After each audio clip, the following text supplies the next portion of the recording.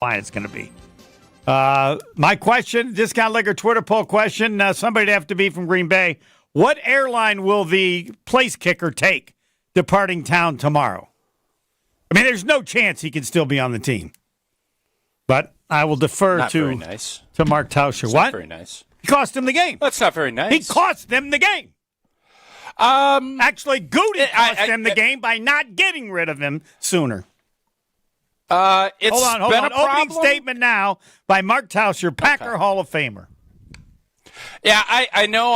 I'm sure you got text messages and people were discussing. I was not on social media for the game, but I am just not going to be as discouraged as I think most Packer fans are going to be. I think what? With the all team? of the circumstances, I'm just not that discouraged. Oh, I'm not discouraged I love the at fight. all.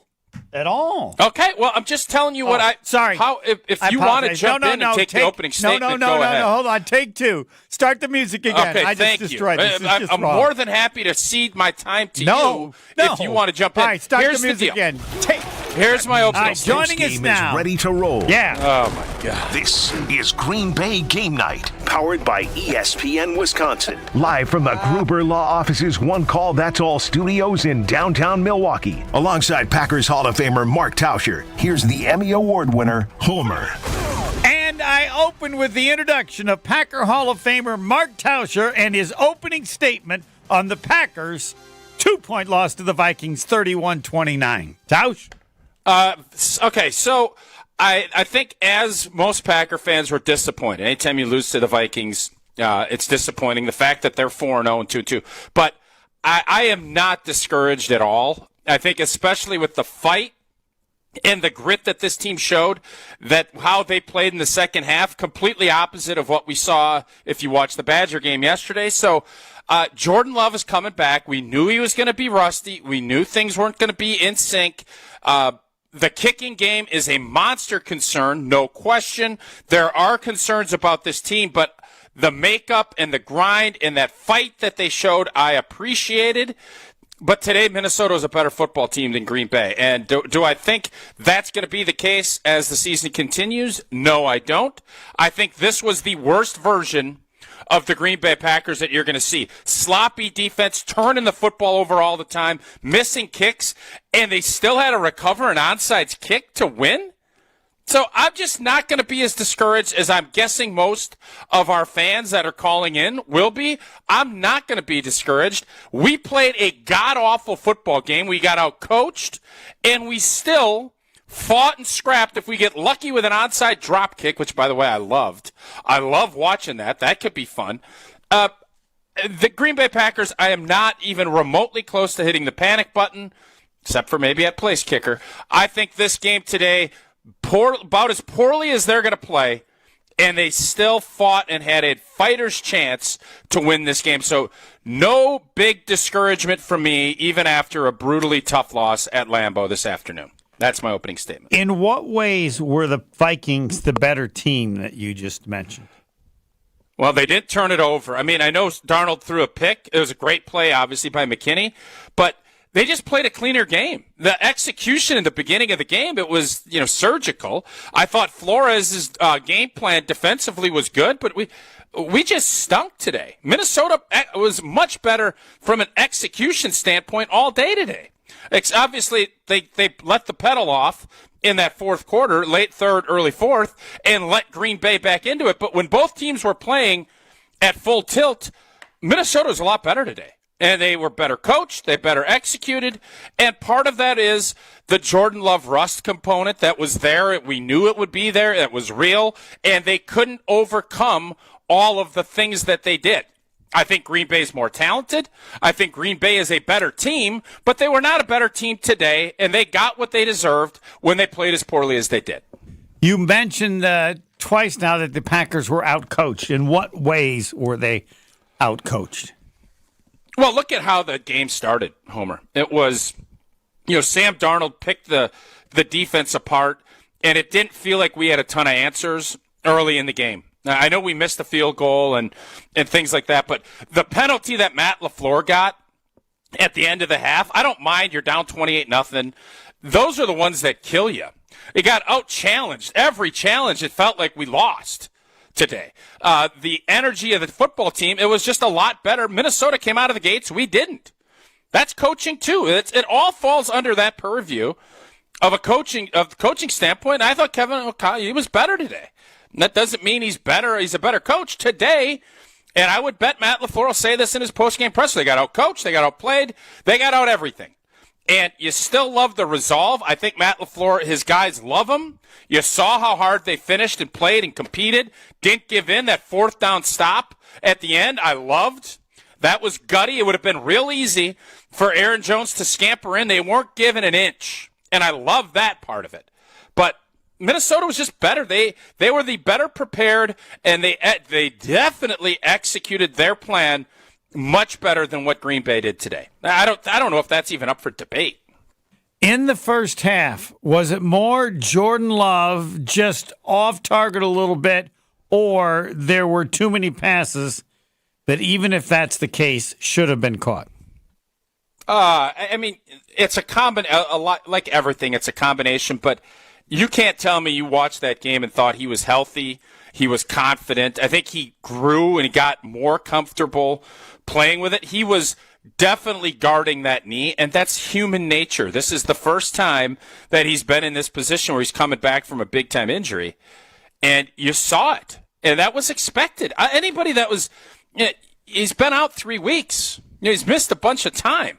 So you're going to be a little rusty. I don't care how much you're practicing.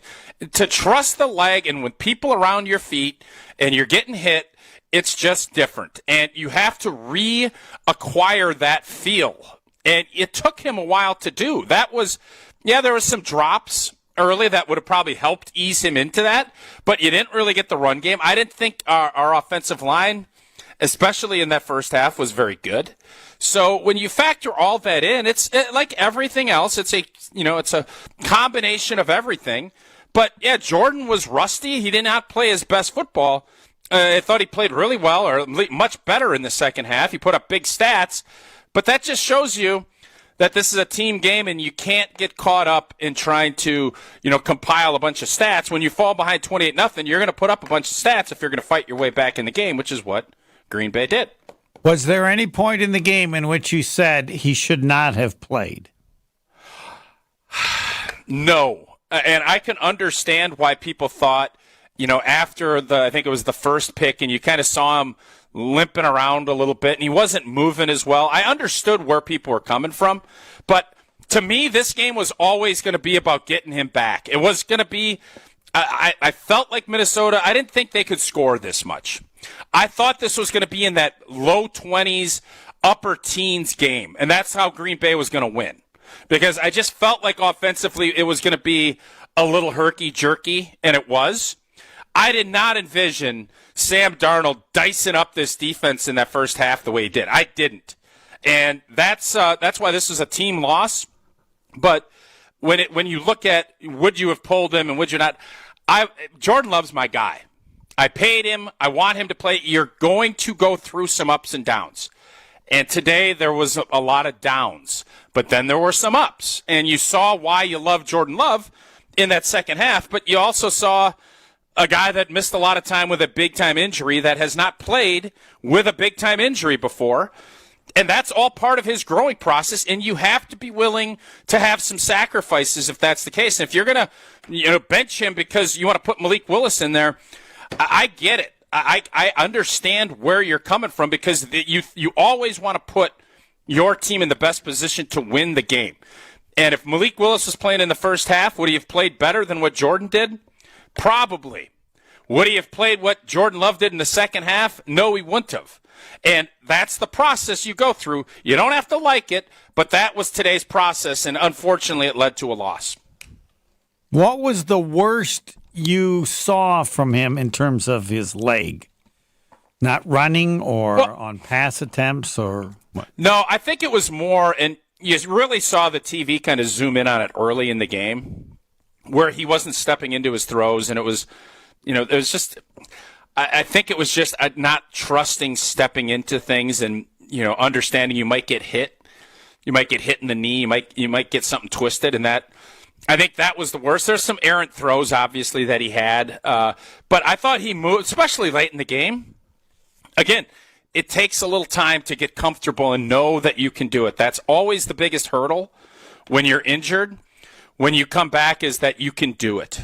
And you have to, the only way to prove it to yourself is to go out and do it.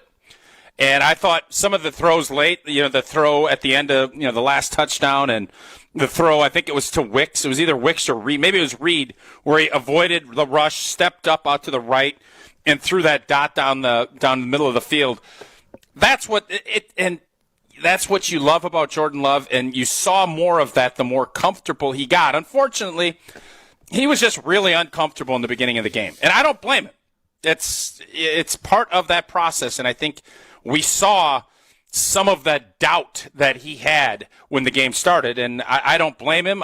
It's part of getting back to playing full speed in an NFL game after you have a big-time injury like Jordan did. Talking with the Packer Hall of Famer Mark Tarsher, you know the situation in Green Bay. He played for the Packers. What airline will the kicker be taking tomorrow after being released by the Green Bay Packers? That is based on my assumption that he will be released. Who are you bringing in? I don't know. I can find somebody. You bring back Anders? You bring Anders back? I might consider that. I would prefer a more veteran. Joseph would have been the choice, but he's since been picked up. He's gone. Yeah, he's gone. Would I take Anders over this guy? Wow. That's a poll. That's a good poll question. Who do you want kicking next week, Narveson or Anders Carlson? Well, if we give him, you don't get any other choices. No, that's it. That's mean. But I'll ask you. Do you? Well, because the answer is going to be a third person. Everybody's going to want somebody else. I'm not a kicking expert. You don't get that choice. But the Packers. That's the beauty of Twitter polls. You don't get unlimited choice. But the Packers will have a choice, right? Yeah. Well, they're going to have guys come in and try out, and I think this is the risk you take when you make the move that you did. You're putting a lot of trust in Narveson's development, and are you going to let him develop, or is the leash short? You knew going in he was going to have to make kicks early because you have to build up some credibility in your kind of that bank, the trust bank. There's no trust from anybody. Matter of fact, I didn't feel great about him kicking the extra point. They passed on a 40-yarder, but it would have been about 47 or 48 at the end of the first half. Well, he missed two in a row. But not even to get into my prize picks. It cost 10, and they wouldn't even kick a field goal. He cost my prize picks today. Really? Not making his 2 kicks. So they're gonna. I would bet you're gonna go in a different direction. Get a vet. Would be my guess. Yeah, who's a vet out there? Crosby? Is Crosby too old? It's a good question. I don't think Mason will be the guy. Okay. Would be my guess. I don't either. But is it fair to say he cost him the game? No, I wouldn't go that far. It's easy to say. Do you think Minnesota would have shut down the gas to the same degree if it's 31-27, or whatever it would have been without that last touchdown? I don't know. They would have probably kicked a field goal at the end. It's easy to play that game, and 6 points, obviously they'd end up winning by 4, so you could say that. But they would have also kicked the field goal, so then it's a 2-point. It always changes the way the game is played, but obviously that missed kick early was tough, and then the fact that you didn't feel comfortable going back to him to make a kick later is even tougher, and that's why I think they're going to end up going in a different direction. If you have no trust in your players, you can't play them. It doesn't pay a ton. It doesn't make any sense to keep them on the team. Like, if you're not going to kick 40-yard field goals, what are we doing? Yep. I also will remember 10-16 left, and the Packers had cut the lead to 6. There was still almost an entire fourth quarter. Yeah. Minnesota went right down the field and got a field goal to make it 9, and that, to me, changed it. Well, and then it got sloppy. You started pushing, and that's always you see that in the NBA a lot, where a team will be down 25 or 30, and they'll make a big push, and then if the other team just kind of does anything, that bubble pops. And it felt like that when they made that field goal to go up 9. You started thinking Green Bay pressed, and Tucker fumbled the one, and obviously Jordan threw another pick. So it was just one of those games that I think you kept. When you're chasing the whole game and you never catch it, Hard to be perfect. It almost seems like it's completely out of grasp. They are that's when that lined kick up. happened. They are lined up to talk to you. The most calls we have had this season. The lines are full for Mark Tauscher. Well, let's go. Next. More Green Bay game night coming up on ESPN Wisconsin at 620 WTMJ. The annual Catholic Memorial High School Open House is October 13th. If your family is interested in becoming part of the CMH tradition, make plans now to attend from 10 a.m. to 1 p.m. on Sunday, October 13th. Register at CatholicMemorial.net. As the only school awarded the Exemplary Award for Academic Excellence by the Archdiocese, find out how your student can achieve more at CMH. Tour the school, meet faculty and coaches, learn about all the clubs and extracurricular activities. Register today at CatholicMemorial.net. Catholic Memorial High School, where you rise. I've been playing sports all my life. Little football, basketball, pickleball, cross training, mud events, Spartan races and things like that. For Dr. Eric Williams, a successful chiropractor, staying active means everything. So when nagging knee pain slowed him down, he didn't want drugs or invasive surgery. He found a natural way to get lasting relief. QC Kinetics Cellular Therapies. We're using my body's natural abilities to get better. And that's huge. In time, that's going to be the way of the future. Using your own body's ability to heal. Now I can play day to day and not have that severe pain. Now he's back out there doing what he loves, thanks to QC Kinetics. Life is good. You're not going to slow me down. Leave the pain behind and get moving. Book your free consultation today with QC Kinetics. Call QC Kinetics, 414-285-3474. That's 414-285-3474. 414-285-3474.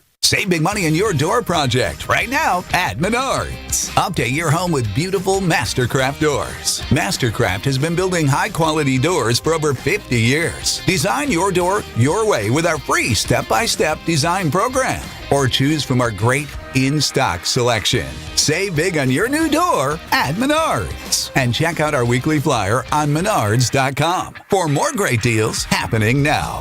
Save big money at Menards. The Island invites you to fall into golf with late season rounds at Sweetgrass or Sage Run. The vibrant fall colors and cooler temperatures make for great days out on the golf course. Fall golf rates run September 16th through the end of the 2024 season, with tee time starting at $75 and stay and play packages starting at $110. And submit your 2025 golf package request early to guarantee choice dates. Plan your fall golf adventure today at islandresortgolf.com.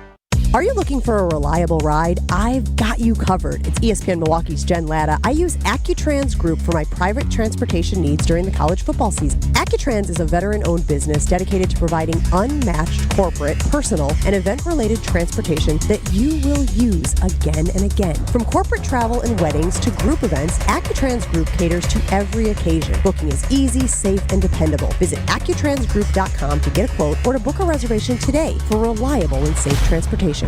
The Saganiac Planning Marquette basketball greatest scorers. Tony Smith, he had crazy numbers. In 87 as a freshman, 8 points per game, 8. And yet his senior year, it tripled to 24 a game. Smith's average for many years was the highest single-season scoring average in Marquette history. And he scored 44 against Wisconsin. And 2 weeks later, 43 against Butler. Think. 87 in 2 games, when as a freshman, he scored 234 in an entire season. After a year of uncertainty, most employers are reluctant to make changes to their health insurance plans. A level funding medical insurance plan may be the answer you've been looking for. Find out how a level funding plan can cut your costs. For more information, call Eric Pearson at Saganiac Planning, 262-783-6161. Eric Pearson, level funding. Saganiac Planning, a name synonymous with employee benefits and top-notch service. This is Green Bay Game Night on ESPN Wisconsin at 620 WTMJ. Call the Boda Box Wine Line at 800-990-3776. Yes. Second down goal. Love. And leaping catch. Touchdown! Jaden Reed beating Byron Murphy. And the Packers are finally on the board. 389 yards passing for Jordan Love. The Packers are 2-2. The Vikings are 4-4. Please do not make the mistake of saying or thinking that the Packers are chasing the Vikings. Hall of Famer Mark Tauscher will tell you the rules for chasing. Take it away, Tausch. Yeah, I think it's you have to wait till Halloween, right? Is that what I said a couple weeks ago? That is what you said, sir. Yes. Yeah. Yeah, and let's not get caught up in the 389 yards. I think it ended up with 379. I don't want to misconstrue things because I know I just saw the ESPN Milwaukee and Madison Twitter account say I'm using my quotes, which is great. That's exactly what I said. I also want to make sure I verify or I specify. You better get your blank cleaned up. You can't keep having the penalties and the sloppy play. That's the thing that's concerning, is that we're seeing a lot of slop, and you're going to get your blank beat when you play sloppy against good teams are going to beat you. And I love the resolve and the fight that this Packer team showed today, but you can't fall behind 28-0. You can't turn the football over. What do we end up with, 5 turnovers today? Is that what it ended up being? I believe it was 4-3. There's slight 3 picks and a fumble, right? Is that what it was? I believe that is correct, yes. Yeah, 4 turnovers. Kraft so you had a fumble lost and 3 picks. Right. So all of that said, I would like to see some urgency. And you know what brings urgency is losing at home to a divisional team. If that doesn't bring urgency, we have bigger problems. So the fact that Jordan was coming back, the fact that Minnesota's a much better team than I gave him credit for, all of that said, and the fact we played one of our worst games we're going to see this team play, and you still had a fighter's chance, like you said, Homer, one score with 10 minutes left. Yeah. I'm still encouraged, but they got to get some things cleaned up. It has been way too much slop, holdings, and putting the ball on the ground. And Jordan Love's got to make sure. I know I'm going to give him a pass today, but I'm not giving him a pass coming up because you put the ball up a little too willy-nilly today. And I know you're down 28. I get all that. I like to see him get back to that. I am the Aaron Rodgers-esque, I ain't turning the football over part. We saw at the end of last season, because right now he's played 2 games. It's been a little more carefree than I would like to see. And I know today is an outlier, and I'm going to give him a pass, but can't have it. Can't win like that. Can't do it. Sugar Free is first. They're lined up outside the door. Shuggy! Let her fly with Mark Tauscher. Hey, okay. First, I was wrong. I'm going to take accountability, like most don't, but I will take accountability. I said the Vikings were overrated. Like Taus, didn't think they were that good. They're good, but let's move on from there. Okay, so I agree with everything Taus said. Everything. Okay, the airplane that if they let them go is going to be Delta, but they're not going to let them go. They're going to bring people in. They're going to try them out, but that will happen this week. That's a guarantee. If that's a bet in Vegas right now or at the betting sportsbook, I will take that. They will bring kickers Teds? in. Are you going to tet it up? Am I going to what? You going to give Shug a chance to go to Ted's? Put a little something down that he's kicker or not? As far as who's the kicker, I'll do breakfast at Ted's as to who's the kicker. Okay. And it's nice to know they're going to bring people in. I should let you know, Sugar Free, you should know Goody's always really in on some of these trades. They don't make a trade, but they're very close. And so the fact that they're bringing Chase Claypool people in. trade work out for the Bears? What? How'd that Chase Claypool trade work out that he was in on? I'm just saying. Pretty good that he didn't. I don't believe other places talk about we were in the running. Either make the trade or you don't cover him as they much. They either change. All right, Shug, what else you got, Shug? All right, yes. Are they going to change kickers or not? Another big Who one will be that kicking next you Sunday? guys did not. Who will be kicking against the Rams? I have no clue. Right, okay. I have no clue. Right. Joseph should have been the kicker to begin the season. Yep. That should have been. Okay? So that's all I have to say. And if some that kicking was proven expert wrong, on the then that would have Institute, been. But he please was get the us a veteran. list of veteran kickers that are available. Don't give us Mason Crosby. He's too old. So help us out. Put it on Twitter. So back to you, Shug. So officials How many missed calls? I'll tell you, the one touchdown that the Vikings threw, the pick that Love threw, he was hit in the helmet by 91. Hit in the helmet. That is helmet to helmet. That is a penalty, and we would have the ball. So there was missed interference calls out there on the Vikings. So I understand we can't do anything about that, but it was egregious in Lambeau Field. The NFL better get on top of this stuff. The only good call was the spot at the end of the game that gave us the ball back to score the 29th point.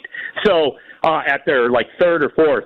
But yeah, I agree with everything Tausch said. Love's coming back, and he's getting, he is a little erratic. But by the way, the drops, penalties, Green Bay had 8 for 68. Minnesota had 7 for 55. Just the numbers. That doesn't matter. They missed a lot more. Interferences? Go back to some of those catches. You'll see it. So, Tausch, can you say the refs let them play?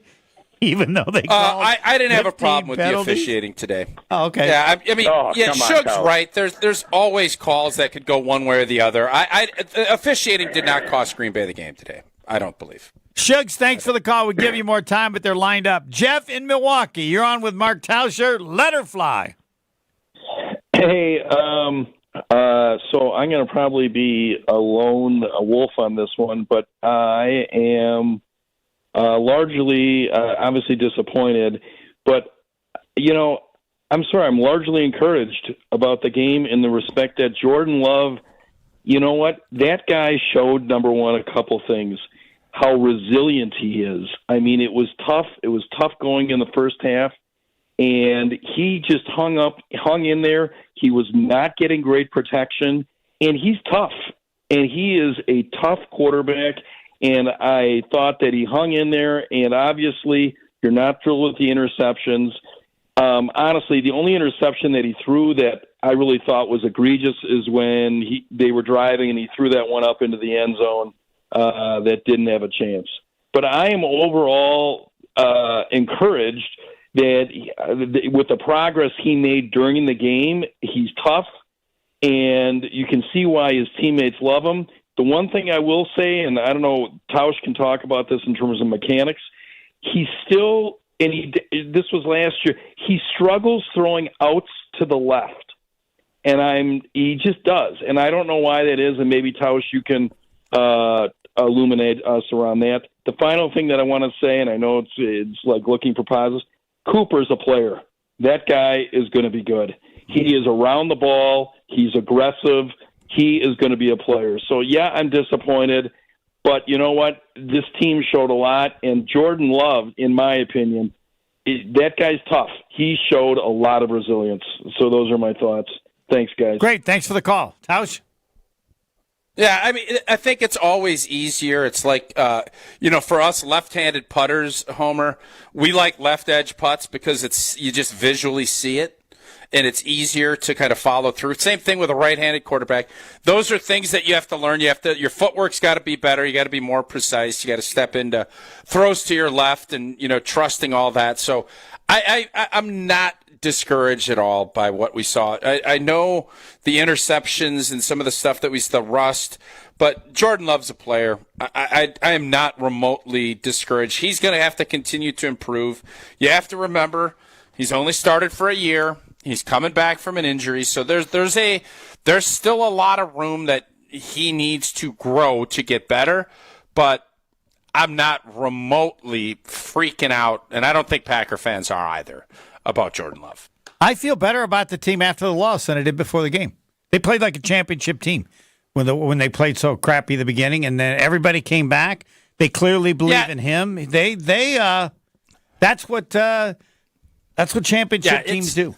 So, Homer, it's never easy. We've been around the NFL enough. It's always going to be difficult, and you have to weather storms. They didn't weather it great in the first half, but they cut it to 6 with 10 minutes left, down 28. Defense let them down. Defense was in control the entire second half, and then they just let them go right down the field. They went 50, 60 yards in five plays. They went 61 yards. you can't expect an offense, especially with a quarterback coming back from injury, to be crystal crisp right from the jump. There's going to be some ups and downs, and that's complimentary football. Is we're going to give you some grace period. We're going to be dominant like we were last week. Our defense is going to make a ton of plays, and they didn't do that in the first half. They did in the second half. They made some plays, but not enough. And then again, when the money was on the table, they gave up a ton to Justin Jefferson moving down the field. So would it have been different with Jair? You also I was just going to say, let's not forget that Jair, your top corner, one of the highest paid corners in the league, was not available to you today. That helped obviously a ton for Minnesota to be more effective. We've seen that movie before with Jair against Justin Jefferson. So when you start factoring all that stuff in, and I don't want this isn't polluted mindset, losing's okay, and it's none of that. Just want to make sure I'm crystal clear. But the thing you have to be worried about is the sloppy penalty turnover. That's the stuff that gets your blank beat when you play good teams. You can't overcome it. And today, even though they almost overcame it, you play a good team, you're not going to overcome it. And the thing I will say, just like I think Shug, I thought Minnesota was going to stink like big time this year.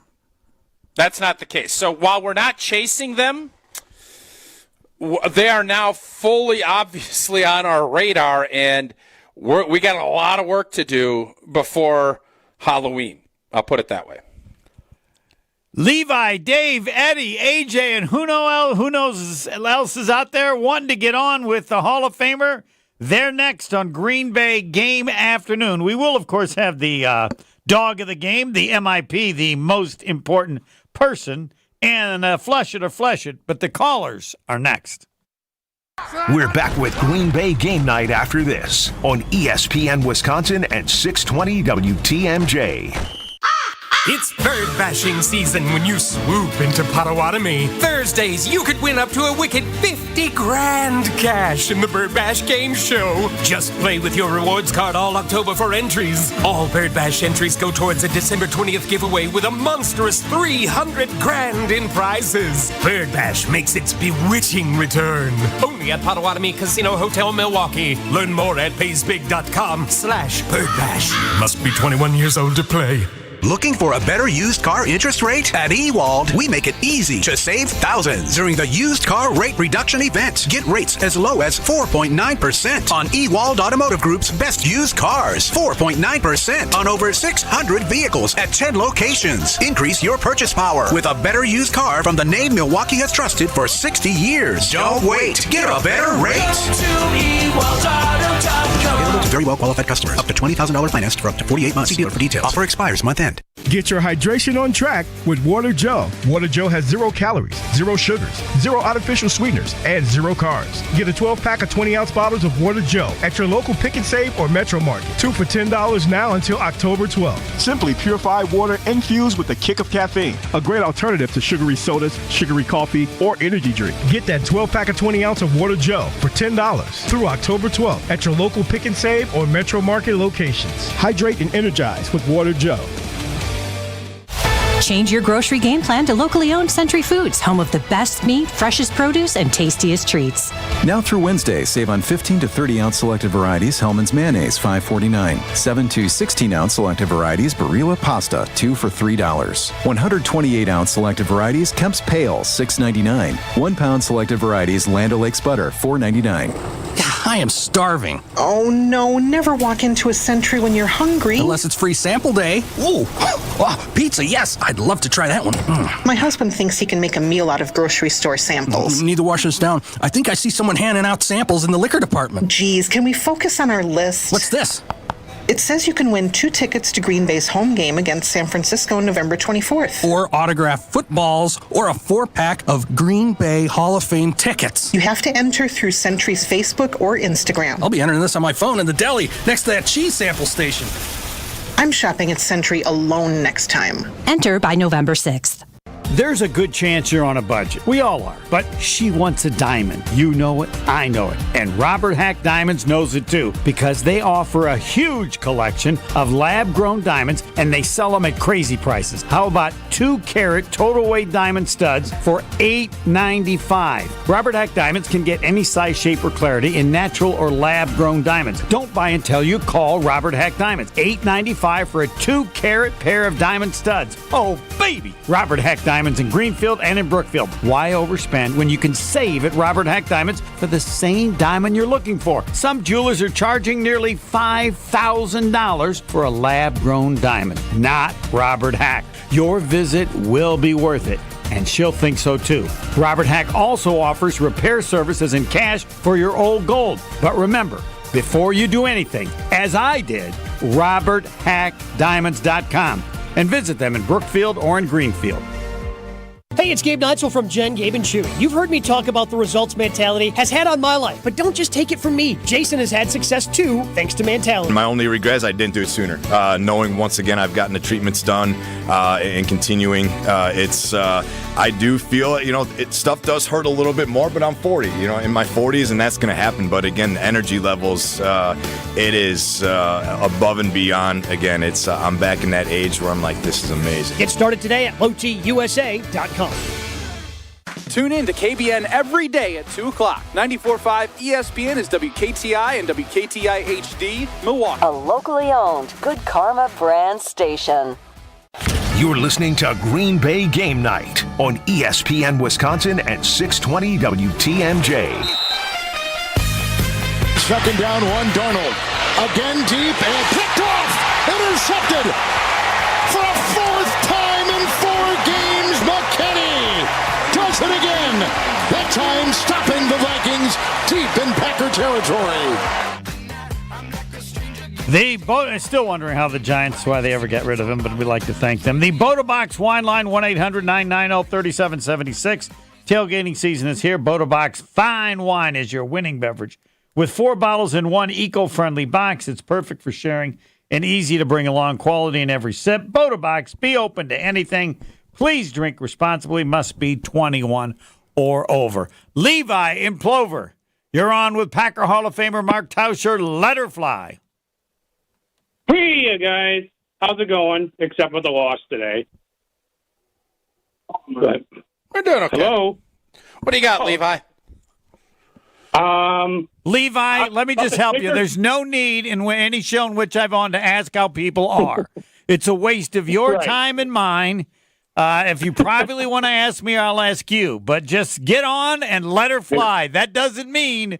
You'll notice I didn't say, how are you, Levi? This is not just for Levi. This is for everyone. Well, we know Levi's doing great. If you want to think I'm a jerk, that's fine. So. It's a waste of our time. Yep. Yes, Levi, let her fly. That was great. Take 2. Right. By the way, with the kicker thing, I was talking to my mom about after the game. Like, hey, Josh, have you kicked a field goal in high school at Auburndale? I want to ask you that. I did, yeah. Straight toe. I was a straight toe kicker. Well...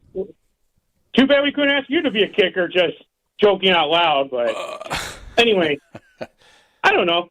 Just want to make a joke out of it. But anyway, I was really encouraged, especially in the second half, except with the turnovers and such, that they fought as hard as they could at the end. They never gave up. So it's a long season to go. And Jordan Love, I was really kind of concerned today that everybody was his mobility, the Vikings were pressuring him back, left and right, but they only had 1 sack allowed today, or 2, I don't remember. But it's encouraging, but it's a long season to go, so that's all I got. Amen. Excuse me, thanks, I got to help my dad with the washer.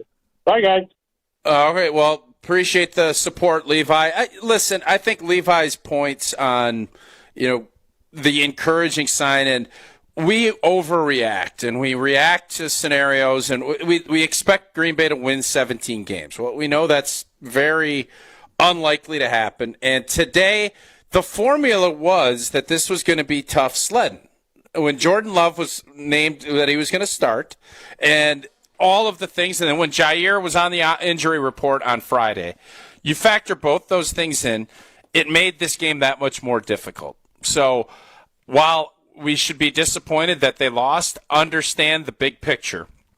Jordan Love was able to start his process of getting back to being Jordan Love today, knowing that that was going to be a little bit choppy, and it was, to still fight, and you want to see the makeup of your guys.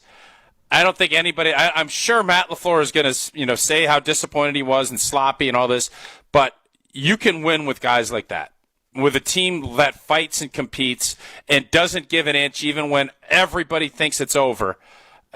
I like that, and I think that's the most encouraging part of what we saw this afternoon. Matt LaFleur on Braden Narveson, quote, "I got a lot of confidence in Braden. I wouldn't blink if we have to put him out there in another situation." You already did. You put him out at the end of the first half. I want to emphasize Matt LaFleur is making it clear that he does not make the decision. He might not have made the decision to bringing in Braden, and therefore he's also not making the decision for him to leave. Because I got a lot of confidence in Braden. Either that or he needs his eyes checked. Braden's gone. Wow. I think you hear that, and you're kind of like, I think what do? Do you have a tryout come in? And the problem is, because when you said that, before, and you so rudely interrupted my opening statement. I did. I apologize. About the airplane. Yeah. You did, and I appreciated that. I just think you have to have an answer. It can't just be fired guy and this. You can't bring in old T kicking straight toed or Homer coming in. You have to have somebody that can make kicks. And if you're just going to cut just to cut, you're not doing anything. Well, no, so there are other people out there. I'm sure they have a list. Well, no, I think they have people. You've had this way, and with coaches. In some situations, you say, I'm done with this. I'm not going to lose like this anymore. And that's pretty much why they got rid of the first guy. Now they get rid of him. I don't know that it's going to be better for sure, but I know we're going to have a different approach. Now, that occurs sometimes too, right? Yeah, there is no doubt. We talk about this all the time on Wilde and Tausch, and that is getting coaches' trust. It's everything. I don't care if you're a basketball player. I trust that you'll make a free throw. I'll trust that you're going to make the right play. Football, I trust that you're going to know what the hell you're doing. I trust that you're going to make this kick. I trust that when you have that, it's everything. And when you don't, you're in big trouble. And I don't know how in good faith anybody is going to sit here right now and say that they trust when they line up. Had they recovered that onside kick, would you have felt great if it was a 40-yard field goal for Narvi to win the game? Bring out the rosaries. Of course not. Yeah. You can just go, please, come on. Yeah, you're hoping. And as the great Kenny Rovak, former ESPN Madison manager, and I'm sure he stole the quote from somebody else, hope is not a strategy. Yeah. And when you hope that somebody is going to make a kick or somebody's going to do this and something to do that, you're not really giving yourself the best opportunity. So it's on Goody. Matt LaFleur, that's exactly what I thought when I heard that quote, is what you kind of reiterated. I'm going to go with the guy that's out here, but I'm also going to go for it on fourth down. I'm not going to just willy-nilly kick. Yeah, it wasn't 4th and 2. It was 4th and 10. Yes. That tells you everything you need to know. Always listen. You can listen to what guys and try to interpret, but just watch what they do. When you watch what coaches do and what general managers do, when they say, we love this guy, we hope he's going to be here forever, and then you offer Aaron Jones $2 million, you don't really want Aaron Jones to be with Green Bay forever. You want Josh Jacobs because you pay Josh Jacobs. Same thing here. You really trust Narvi. You're going to send him out there to kick on 4th and 10. You're not going to go for a tutter. It's pretty simple. Dave, Eddie, AJ, next with Tausch. Stay right here. Green Bay Game Night will be right back on ESPN Wisconsin at 620 WTMJ. For over 4 decades, one name has stood out as a symbol of excellence in automotive sales and service. It's the Boucher Automotive Group, dedicated to providing exceptional experiences to all of our valued customers. We will help you find the perfect vehicle within your budget while respecting your time. With 20 convenient locations, we're the one-stop destination for all your automotive needs. At Boucher, we're your trusted partner on every mile of your journey. Riding with you every mile since 1977.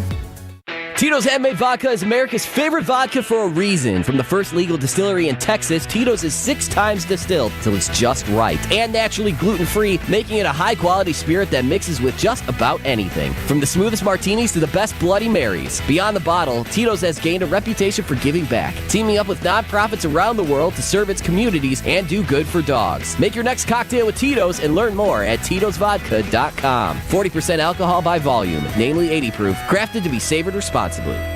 The annual Catholic Memorial High School Open House is October 13th. If your family is interested in becoming part of the CMH tradition, make plans now to attend from 10 a.m. to 1 p.m. on Sunday, October 13th. Register at CatholicMemorial.net. As the only school awarded the Exemplary Award for Academic Excellence by the Archdiocese, find out how your student can achieve more at CMH. Tour the school, meet faculty and coaches, learn about all the clubs and extracurricular activities. Register today at CatholicMemorial.net. Catholic Memorial High School, where you rise.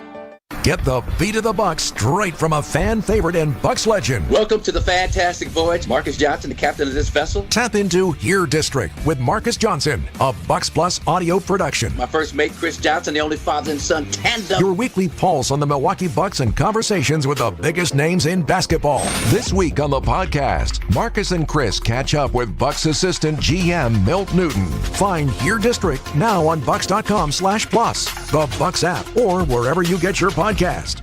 Lower prices. Those aren't words you hear too often these days. But at your local Milwaukee and Chicago area IKEA stores, they've rolled out new lower prices on hundreds of your favorite furniture and home furnishing options throughout the store, making it more affordable to give any room in your home a stylish makeover. Utilizing innovations in design, production, and packaging, we strive to cut costs and lower prices without compromising quality, passing those savings on to you. Visit your local IKEA stores to see what savings are coming next. Hi, this is Michelle Voskel, CPA and team member at Right Choice Tax Resolution. The IRS has you in their crosshairs. We know how to deal with the IRS and solve your situation. Just the other week, we successfully removed the target on a client who had been audited and was told he owed the IRS. We fought the notice and got him a refund instead. We also were successful with another client to get $94,000 of penalties removed. This is why we started Right Choice Tax Resolution, to help people fight the IRS and state. You don't know the ins and outs of taxes or the more than 20 penalties they can impose on you. We don't judge you. We just want to help so your bank account doesn't get wiped out, your paycheck or Social Security get cut in half from garnishments, or a lien put on your house or that house you want to buy. Get rid of that stress and get back to enjoying life. Go to rightchoicetax.us right now to book a meeting. We get you may be embarrassed or angry. The situation won't go away if you do nothing. That's rightchoicetax.us. Whether you're about to graduate high school or have been in the workforce for years, it's time to take control of your future. Welcome to Lakeland University, where you call the shots. We use our flexible learning formats to customize your degree path. In-person, online, and virtual classes are all available. Lakeland University is designed around you, your goals, your schedule, your future. You can even earn up to 25% of your degree via paid work experiences. Ready to take control of your future? Let us customize an education to fit your needs. Visit lakeland.edu/ESPN to learn more. You're listening to Green Bay Game Night on ESPN Wisconsin at 620 WTMJ. React to the game by calling the Boda Box Wine Line, 800-990-3776. Just let me cry a little bit. Block by Wilson. Touchdown. It's grabbed there by Dontavian Wicks. 6-yard touchdown pass. The Packers came back, but not enough, losing to the Vikings 31-29. Homer along with Hall of Famer Mark Tauscher. They're still lined up to talk with Tausch. Dave, you're on 94.5 ESPN, or are we on other stations too? How many stations are we on, Pebble? I'm not used to this. We're on ESPN Madison 100.5 as well. TMJ or not? TMJ's got the Brewer game going on, so I don't believe we're on there right now. All right, okay. Dave, the entire world is listening. Let her fly. Thanks, Homer. As usual, Tausch is right on the money. It's a combination of things. Let's just tick off a couple of them. The kicker, yes, obviously they're going to try out other people, but I agree with Tausch. you got to have a solution before you just fire somebody. Penalties. Elton Jenkins, at this point in his career in this season, should not be getting multiple penalties, and that did not help. I would say Prize Picks should now establish a new thing with how many missed blocks will Luke Musgrave have, or blocks that he doesn't hold, and then he drops. You know, he is really a liability, I think. But the real drop balls today, to me, was Jeff Hafley. Look at our defensive line. Were we trying to stop a running quarterback so we just stay in our lanes? They didn't get any penetration against basically a journeyman statue. And then finally, Hafley in the fourth quarter decides to send Quay Walker or somebody else, and that's when stuff started happening, sending the linebacker. So I thought Hafley did not call a good game. Obviously, our defensive line, you give up 28 points, and they keep going up and down the field. We can talk about Jordan Love and everybody else, but this was a defensive failure, and Hafley did not help it by just staying in the same scheme when time after time. The Vikings' offensive line was handling our defense. You never saw anybody in there first three quarters till he started to send the linebacker. So Hafley did not have a good game along with everybody else. I just wonder what Tausch thinks about the defensive line and that particular effort with scheme. Yeah, thanks for the call. I was really disappointed in today's performance. Sam Darnold deserves a ton of credit. I think Minnesota's coach is really good. I think he's been really good. But Sam Darnold he turns the ball over and he sees ghosts. I mean, he legit said on air after one of the games, I think he was with the Jets or the Panthers, that he was seeing ghosts. And to not heat him up, it was way too comfortable early in the game. And a guy like that, you have to make uncomfortable the whole game. You don't let him get into a rhythm. You don't give up. I don't care how many turnovers Green Bay had. He marched this team down the field, I think the first two drives, like it was nothing. That's the part of the game that I'm encouraged by a lot. That was the most discouraging part of the game. Obviously, the penalties, and you can't turn it over like they did. I think that can be corrected. I don't know. I did not anticipate Minnesota throwing up 31 today. That was not on my bingo card for how Green Bay was going to win, and that turns out not the case. So Jeff Hafley has been, I think, a breath of fresh air. The team is obviously really leaning into his style. They're creating turnovers, which is everything in this league. And they did get, what did we say, Homer? 3 turnovers they created. One of them was a muffed punt. But they did get after him a little bit better in the second half. But you're at home. You have the crowd. It is a monster crowd. You have all the juice. Jordan Love return game. And to let him go down the field, the opening drive, like it was no pressure at all, that was really disappointing. And I think from all of our standpoints, and I think Jeff Hafley would say the same thing, just not enough winning up front one-on-one blocks today. And Minnesota's offensive line is better than it's been. I love their left tackle. I think he's a really good player. I think their right tackle's a good player. But Kenny Clark has eaten these guys' lunch for years. I didn't see that today. I didn't see Devontae Wyatt dominate. And maybe I missed some things, but really in that first half when you needed to bow up and be the group that we need this defense to be, when you know your offense is going to struggle a little bit just because the way the season has went and Jordan Love's return, that's when you really need to up your game. And when you don't, it's disappointing. 4 games. They gave up 31 to Philly. They gave up 31 to the Minnesota Vikings. The other 2 games, much better in terms of points given up. And which games did they win and which games did they lose? They lost the games in which they gave up 31 and 34 points. Is that a coincidence, or is that how the game is played? I think that's how the game played, but you could lose giving up 24-21. Not today, you want to. No, that's right. Eddie in Sioux Falls. You're on with the Hall of Famer, Mark Tauscher. Let her fly. Thanks, guys. Hey, Tausch, I'm glad you brought up the crowd in your last caller there. But first, I want to say that I'm pretty happy with the offensive line play so far this year. But I'd like your comments on that, Tausch. But why do the greatest fans in the NFL continue to sell their home game tickets to division rivals like the Minnesota Vikings. That stadium was full of purple today. Thanks, guys. Well, I understand that, but you don't have to sell them. Well, I mean, you asked the question, and yeah, if your uncle's going to pay top dollar for them, which I don't know about you, I think most times you just give your tickets to your uncle, right? I mean, or face value. Right. So right. I would agree. I get it. We had this discussion with the Colts, and it was, well, it's a non-conference. It is different. I said playoff games you can't.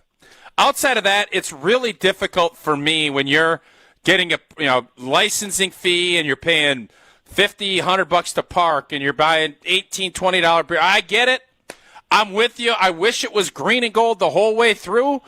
And to sell them to, I don't know if you can tell. I'm not a ticket broker. Can you tell if you're selling them to a Vikings fan? I don't know how that works. No. I'm guessing most people put their tickets up. Okay, I'm guessing most people put their tickets up and say, whoever's going to pay me the most, I'm giving them tickets. That's how I guess it works. And I'm not going to fault. I have a hard time. I can't fault people. And I know it sucks. And it's been, you added a lot of seats to the stadium. You bumped the ticket prices. And people want to at least get some of their money back when they can't go to a game. So I can't, as much as I'd love to join your club, I can't. I can't do it. I agree. There's just so much purple. I mean, it's not just a little bit. It's so much. I know. And a lot of Colts blew last time, too. Lambeau You saw Field. Everybody. You saw Detroit last year. I mean, it was Honolulu blew everywhere last year on that Thursday night game. How about your comments on the offensive line, and then I'll offensive line wise, obviously, thanks for the call. I think Elton Jenkins got had a false start today. We didn't see I don't know if there were how many holdings. I think Musgrave or Kraft had a pretty bad hold that was called. I don't know if there was any other O-line holds. I think, as I said, the beginning of the season, you just got to weather the storm. They're going to throw a ton of flags. Then we start getting postseason officiating, which I love. So leave it alone. If you don't tackle somebody, you're not getting called. I think the protection was pretty good, especially when you start factoring in that Jordan isn't moving great yet. So 1 sack, I think, was what Green Bay gave up today. Some pressures can always be a little bit better. The run game, you fall behind 28-0. You're going to become pretty one-dimensional. That's how you throw for almost 400 yards. But you throw 52, 53 times and you have 1 sack, I think we'll take that all day. AJ in Baltimore, you're on with Mark Tauscher. Let her fly. All right, guys, thank you so much for taking my call. But I will tell you this, that we had 5 turnovers, but we were inches away from winning that game, right? I mean, we had completions that were challenged twice that should have been catches.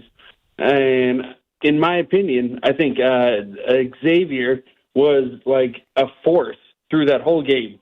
I am encouraged by the way that these Packers are playing right now, and I think that if they can get the penalties down and really just like play together as a team, I know that they're going to win the gosh darn championship.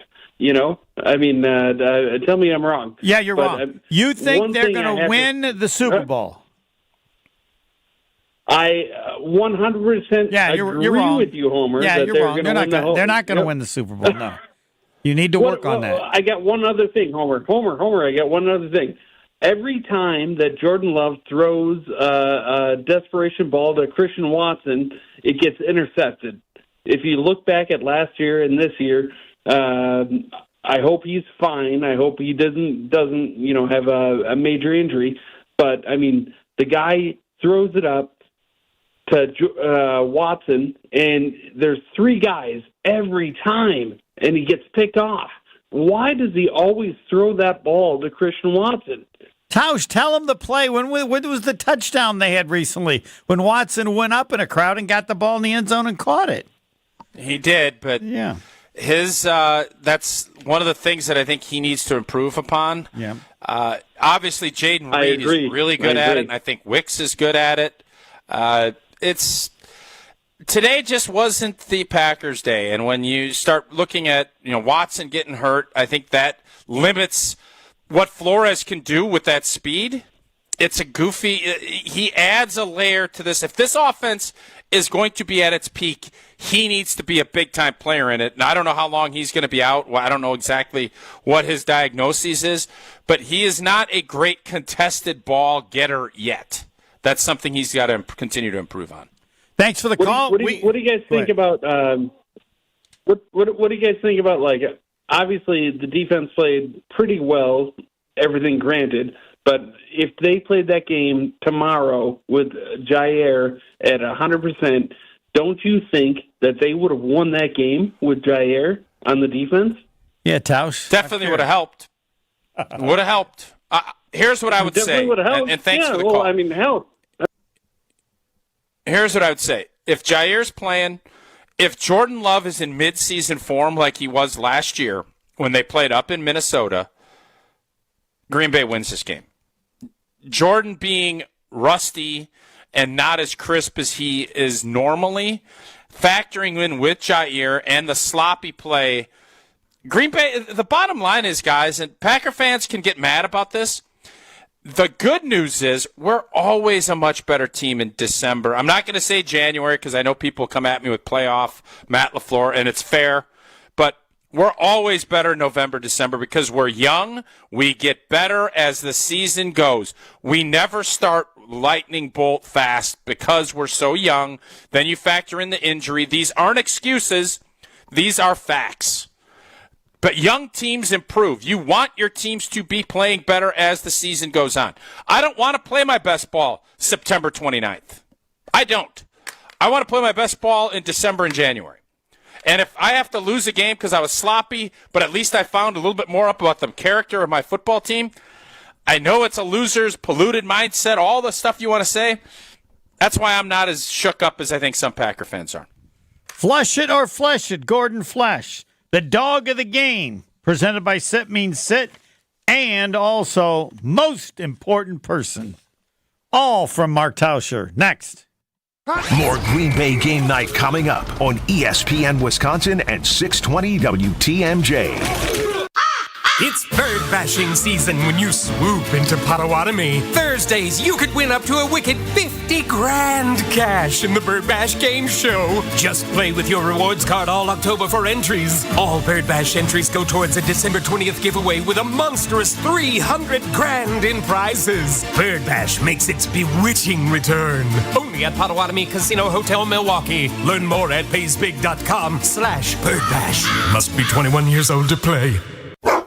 This is Matt Meitner, owner of Sit Means Sit Dog Training. Do you find yourself talking to your dog but feel like she's not listening to you? Bella, sit! Are you constantly repeating yourself but she's not following your directions? Sit!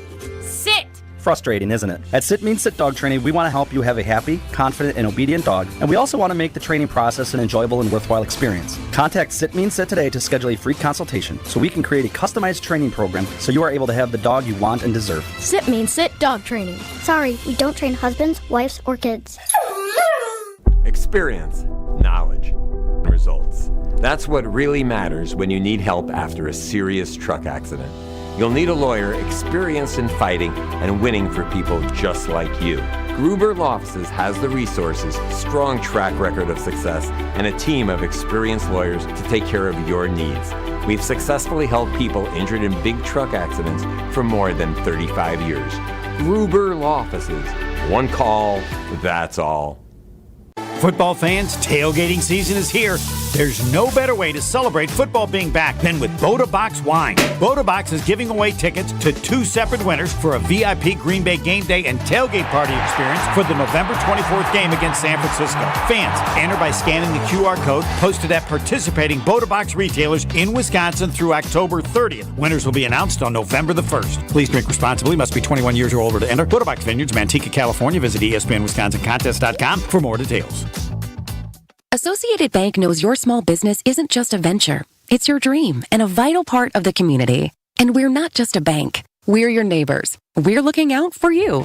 That's why Associated Bank offers quick online applications and approvals with funding in as fast as one business day, checking with no minimum balances or maintenance fees, and prompt customer service. Explore our products at associatedbank.com/business or visit a branch for more details. Subject to credit approval. Member FDIC, Equal Housing Lender. Jeff Levering here, asking the question, what does baseball have in common with Pella Windows and Doors of Wisconsin? Manufacturing. Pella manufactures all their own products. Baseball teams have a similar homegrown strategy by developing its own players in the minors. Testing. Pella tests every product thousands upon thousands of times to ensure it stands the test of time. The ultimate test for baseball players to get called up to the big leagues, hoping to play well enough to stay. Pella is also the window and door equivalent of hitting for the cycle. Quality craftsmanship and innovative design are built into every Pella product for timeless beauty and performance. And now, Gina Della from Pella is here to call the big finale. Thanks, Jeff. Pella windows and doors are best in class, not only from the endless styles, but for the features you can't see. And now for something you almost can't believe. Get as low as $18 per window and $81 per patio door per month. Hurry, the deal lasts only until September 30th, so visit PellaWI.com today. Certain restrictions apply. Hello, I'm Dan Fields, and I have great news. Fields Volvo Cars Waukesha has the Volvo you want in stock and ready to drive home today. Come see our full lineup of Volvo SUVs, the XC90, XC60, and XC40. So stop by Fields Volvo Cars Waukesha and take a test drive. Plus, you'll be part of Fields Amenities program with complimentary loaners, car washes, and gourmet coffee service. Integrity and customer satisfaction will always be the force that drives our business. At Fields Volvo Cars Waukesha, go to VolvoCarsWaukesha.com. This is Green Bay Game Night on ESPN Wisconsin and 620 WTMJ. Multiple times with bad ideas. I didn't know were bad till I realized they didn't work. Or flesh it. Yeah, that's one idea. Or we can work as a team. Brought to you by Gordon Flesh Company. Business technology managed. Taking the worry out of your office equipment and IT needs. Flesh It or Flesh It, presented by Gordon Flesh Company. This is when Tausch takes over. It takes a team to meet just about any goal, and that's as true on the football field as it is in the office. And it's good to know that you have the Gordon Flesh Company on your side. For more than 60 years, Gordon Flesh Company has provided cutting-edge office technology for companies of all sizes. The best business technology managed. Learn more at gflesh.com, the official partner of the Green Bay Packers and your Wisconsin Badgers. All right, flush it or flesh it that you have confidence that the Green Bay Packer defense is good. I'm going to flush it. Oh, I think we should flush this out a little bit, or we should flesh this out a little bit, and I don't know what to think, because today should have been one of those crowning jewel, like, stamp the approval of where this defense is at. I thought versus the Colts and the Titans, they did a lot of really good things. Today, I love the turnovers. I still love that we're creating turnovers. That's what Hafley was brought in for. Aggressiveness. I didn't love Sam Darnold shredding us, especially in the first half. Shredding us. Aaron Jones ran it well. I expected more today. So I'm going to flesh it out. I am not going to give a big stamp of approval. I love the fact that we're creating turnovers, but I needed more today. I thought today needed to be we're going to clamp down and keep this team under wraps, and that was not what we saw today. So I'm not ready to crown them yet. I'm not even close. I think it's been an up and down, 2-2, one good game, one bad game, one good game, one bad game type of vibe, and it has not been as consistent, but I'm torn because of the turnover creation, and that's why it's tough. I think we have to continue to flesh this out as the season goes. This is the segment I'm always curious. Who is Tausch going to pick as the dog of the game? Well, Homer, what do you think? I agree Before with you on we get that. to dog of the game. I'm not sold on them yet. They've done the turnovers, but this was it's still iffy. They've had 2 games out of 4 where they've given over 30 points. I don't think Philly's done much offensively. Well, now they're missing people. They've got people injured, but they're getting the turnovers, and the only difference in the defense to me is Xavier McKinney. That's the difference. The rest of the defense. That's a big difference. To me, yes. So there's still, you can't count on them enough. You can still hope, but I think you talk about hope. It's just, it's crazy to me that your offense turns the ball over four times today, and I'm still a lot more disappointed in our defense than I was in our offense. Yeah, the offense came back like a star team. Oh, we're down by 100. But so what? In fairness, Homer, they gave up 3. The defense gave up 3 points in the second half and created 2 turnovers. Yet, but when the game was on the line, I know. 10-16 left. They've given up nothing. The Packers are now within 6 points. 17 to Jefferson. 8 on the screen. 28 to Jefferson. Jones to 8. Yep. Game over. Now, granted, the offense didn't help, but that's. I know. So maybe to be fair, they didn't have Jair. So yeah, and anytime you take one of your best players off the field, you're gonna see some dippage. We saw a lot of dippage today. Dippage, Pebble. Have we ever had dippage? Dippage has never been uttered on this show. I don't or think any so. Other show as far as I know. Dippage. I got to write that one down. Yeah. Well, you can use it if you want, Pebble. I'll give you credit for it. And when I use dippage. All right, the dog of the game. Hit the. We got dog. It's time for the Sit Mean Sit. Yeah, we got Jimmy. Dog of the game. John Money Alexander. Christian Watson. Quay Walker. He's a dog. Kenny Clark. Jordan Love. Presented by Sit Mean Sit Dog Training in Waukesha and Milwaukee. Visit sitmeansit.com. And unlike Tausch, I am the president of low-hanging fruit. I hope every time I pick it, you say, Homer, that was obvious. Yep. The dog of the game brought to you by Sit Mean Sit. If your dogs don't always listen to you or you ask yourself, why don't they listen to what I say? Look no further than Sit Mean Sit. You can have a happy, confident, and obedient dog.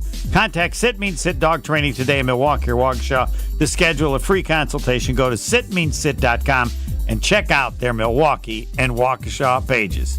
Tausch? Yeah, there's 2 low-hanging fruits today. I'm going to give you the lowest of the low and let you pick the guy that is the only difference on defense, in your opinion. Oh, I didn't pick him. Oh, okay. Well, this is going to blow your mind. Not on dog. Dog of the game. You've already blown my mind so far. There's no way. Okay. If you pick Lindy Infante, it wouldn't surprise me. No, I'm not going Lindy Infante. I'm not going to go Forrest Gregg. But I am going to the special teams side of the football. And I'm going with Daniel Whelan as my dog of the game because this thing was a wrap.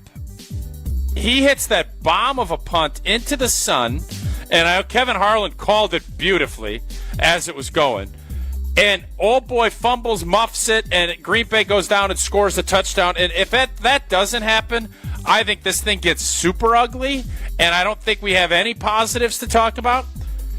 He changed the game, and then his punting, the rest of it, he kept us in the game, and he made probably one of the biggest plays in the game outside of our wideouts.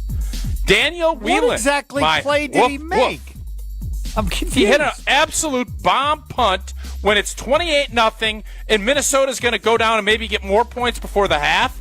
And instead, by hitting that bomb punt, you get it to 28-7, and you start having a little hope that maybe you can hang around and make this a game. So when he hit the punt, you're thinking, oh, guy's going to screw up this punt. Kevin Harlan did. He was there. All right. You never disappointed dog of the game. You got a guy, Jaden Reed. 7 catches, 139 yards. Really good. Touchdown. He is elite. He's not only the Packers' number one, he's now among the elite receivers in the NFL. I don't know what rank it is. Wildy and Tausch can discuss that this week. Where does he rank among the top receivers in the league? That is a legitimate question. And he's not there yet. Viewed that way. He's not there yet. Okay, just out of curiosity, what would he have to do to get there, according to you? I need to see more. He also, and again, 139 yards receiving, 7 receptions. He was targeted 8 times. Almost Homer, every time really they good. targeted him. What? He has emerged as our number one wideout, which is what I think most of us thought. He's a dog. He is your low-hanging fruit. He had a fantastic game. But you're not putting him in Justin Jefferson. I didn't say. He's not there yet. No, I'm there. saying he's not. You now discuss him among the elite wide receivers. He's not the top of that group, but he's now in that group. Then he's not in the group. I think he's right now. He's 10. Probably. What if he's top 10 He's receivers? a good wideout. I don't know if I'd go top All right, 10, but okay. I think he is emerging. If you have, they have those lists, emerging leaders and 40 under 40 and all the young players. He's emerging.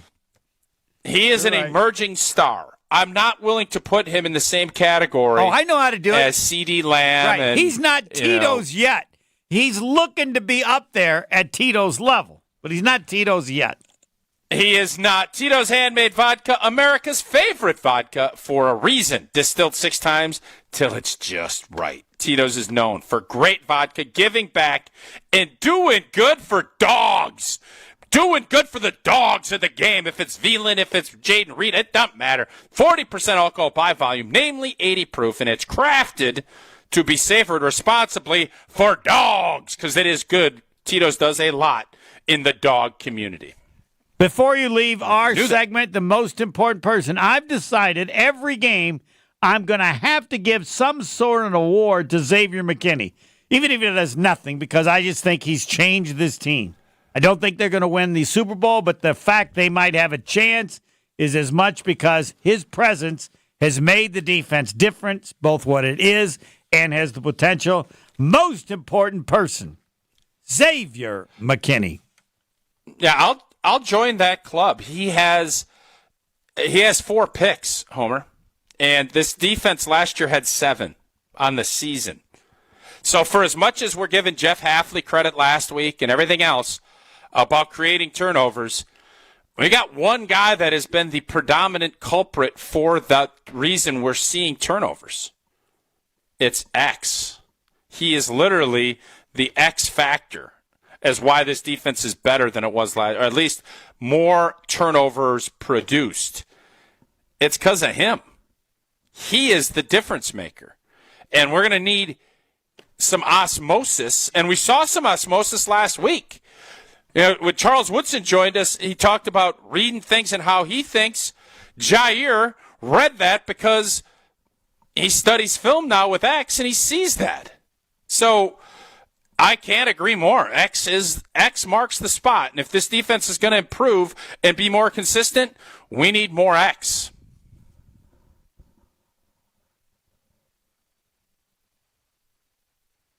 Hello? If I was Joe Barry, you know what I would say? If I'd had him on the team last year, I'd still be there. Well, we'll never know. We'll never know. We will never know. All right, Tausch. Till next week. The Rams are scary to me. You think they're no good, but because everybody's hurt, but they're always kind of good. I don't.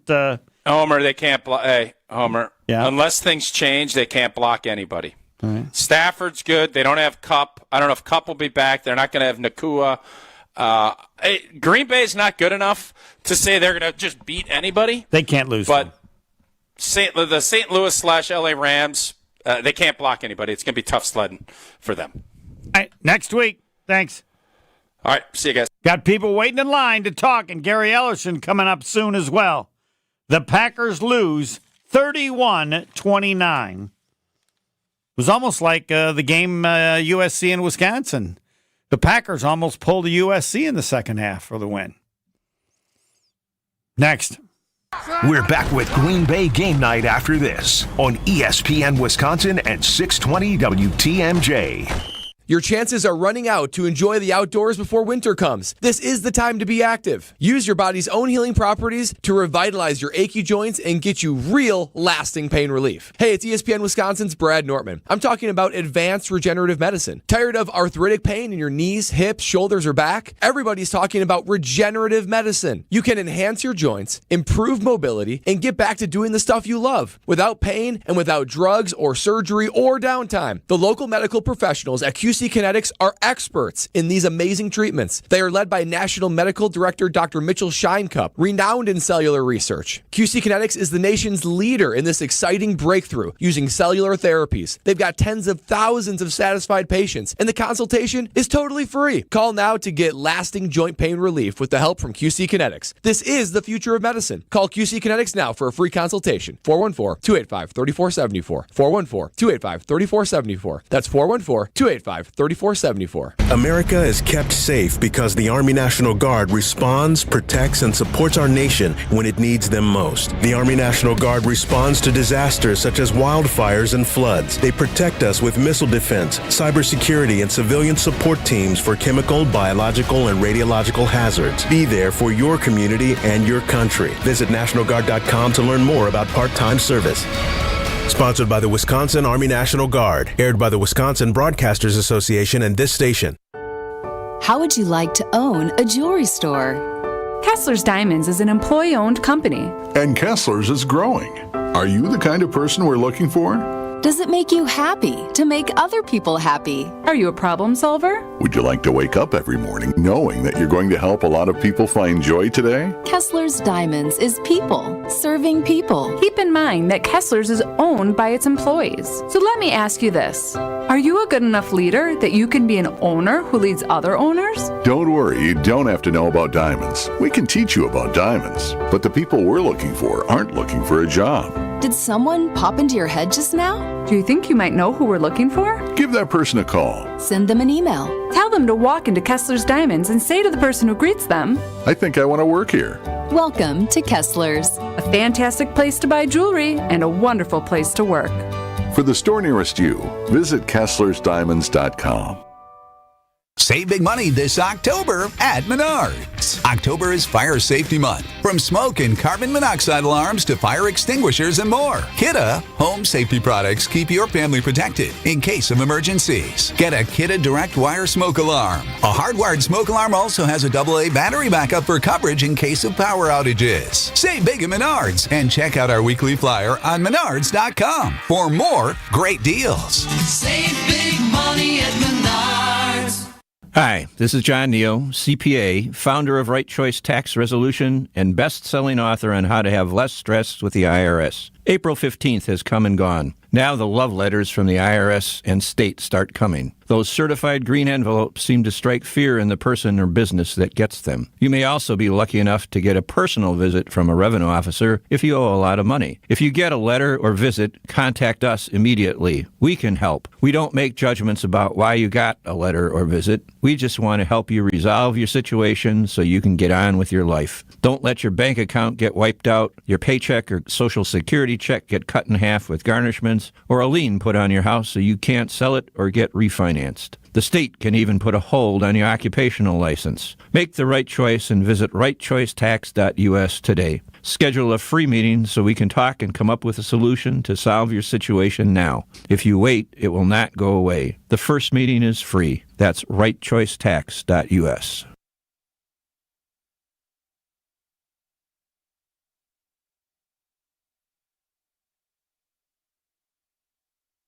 You heard the final whistle.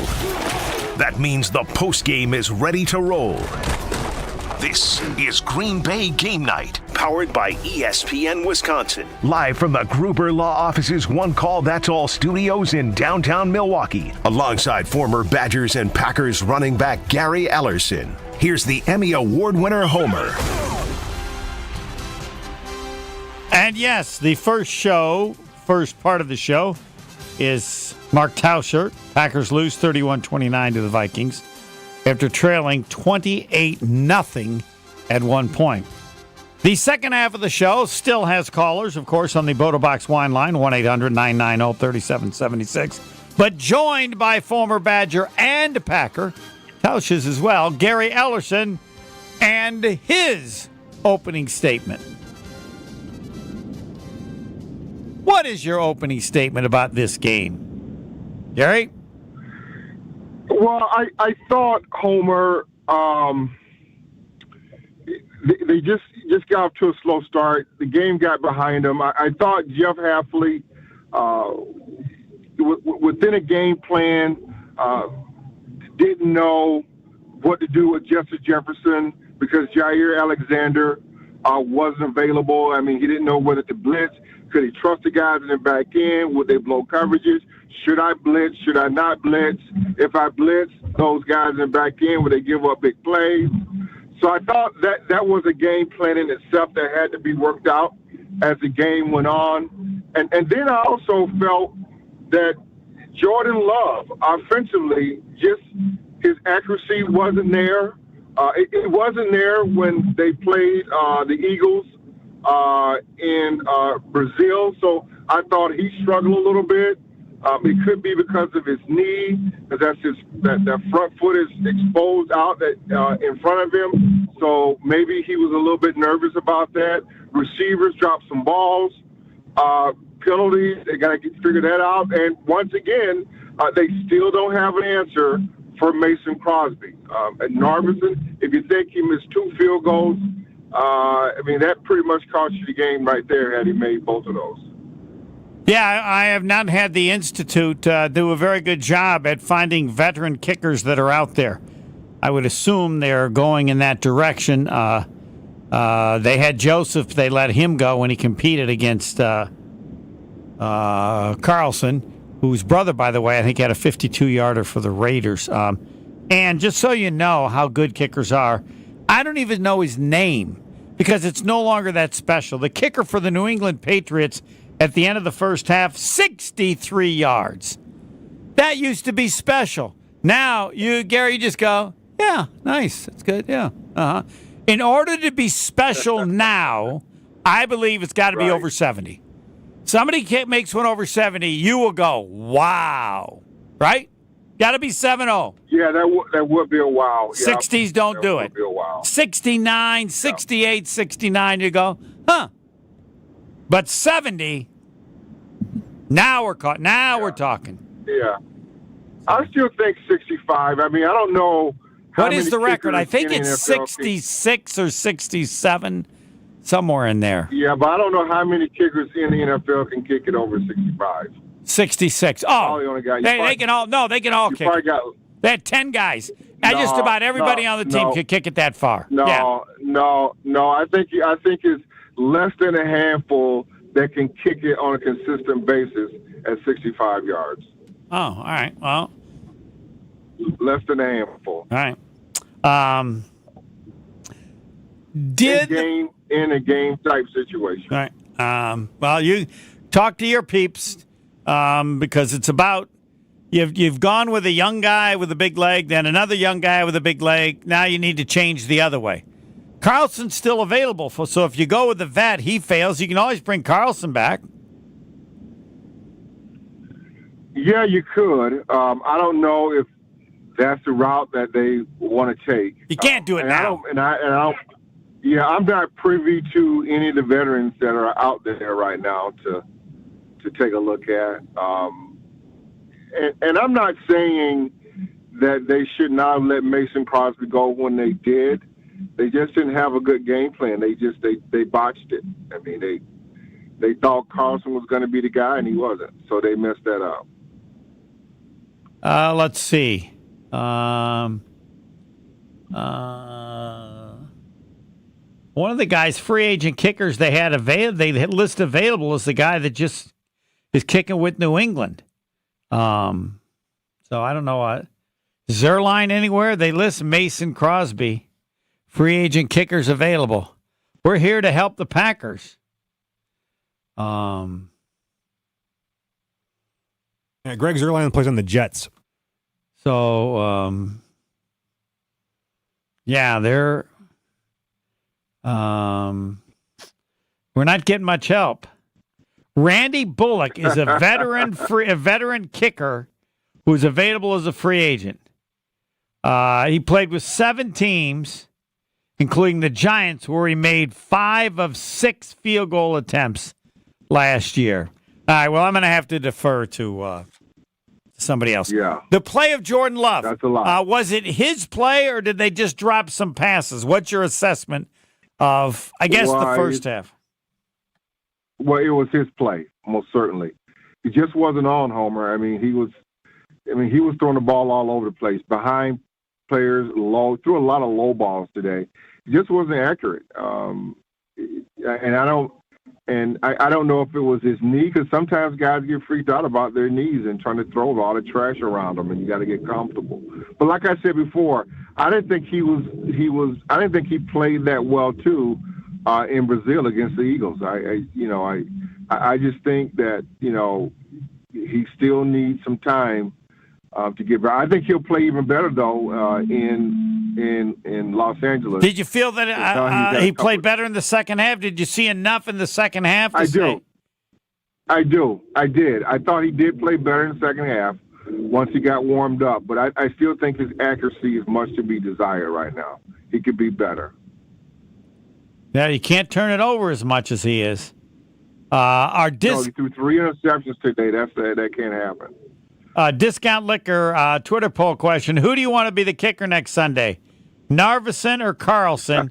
Carlson leads 65 to 35%. So you guys didn't do that, did you? Really? Yeah, of course you did. Now I wanted to put Tauschen one. I would put a new one up: Narveson, Carlson, or anybody else, because I think anybody else would win in a huge way. That's a good one. And again, you know this, like, when you have a coach who's tough, the next coach will be soft. If you have a soft coach, the next one will be tough. So I would assume they're going to look for a veteran kicker, because right now, I mean, they're not looking for everybody can kick them 50 plus, but they need somebody who they can count on making them under 50, because correct. All kickers can make them under 50. If you don't understand place kicking, field goal kicking, just subtract 10 yards. So when somebody's kicking from 50, it's what used to be 40. And if they're kicking from 40, it's what used to be 30. So they're better, I say, on average, for something 10 to... A 50-yard field goal is nothing special. It's just like what a 40-yard field goal used to be. A 60-yard field goal isn't special. It's just what a 50-yard. So just subtract 10 yards to get an understanding of how good you should be. And so I don't, the kicks were early, but that's the, do you believe that should be our Discount Liquor Twitter poll question as well. Would the Packers have won the game with a better kicker? Yes or no?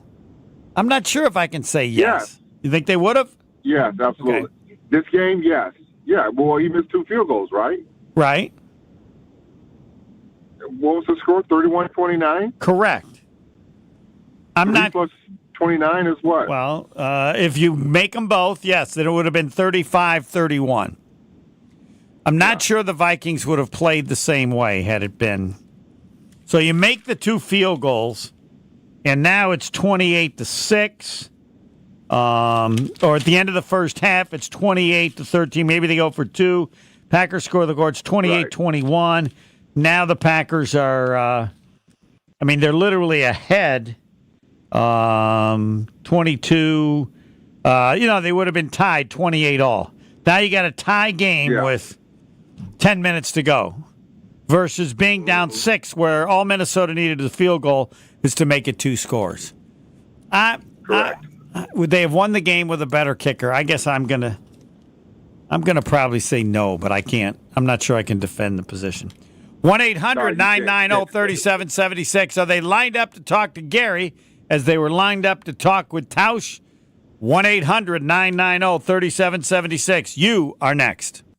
We're back with Green Bay Game Night after this on ESPN Wisconsin and 620 WTMJ.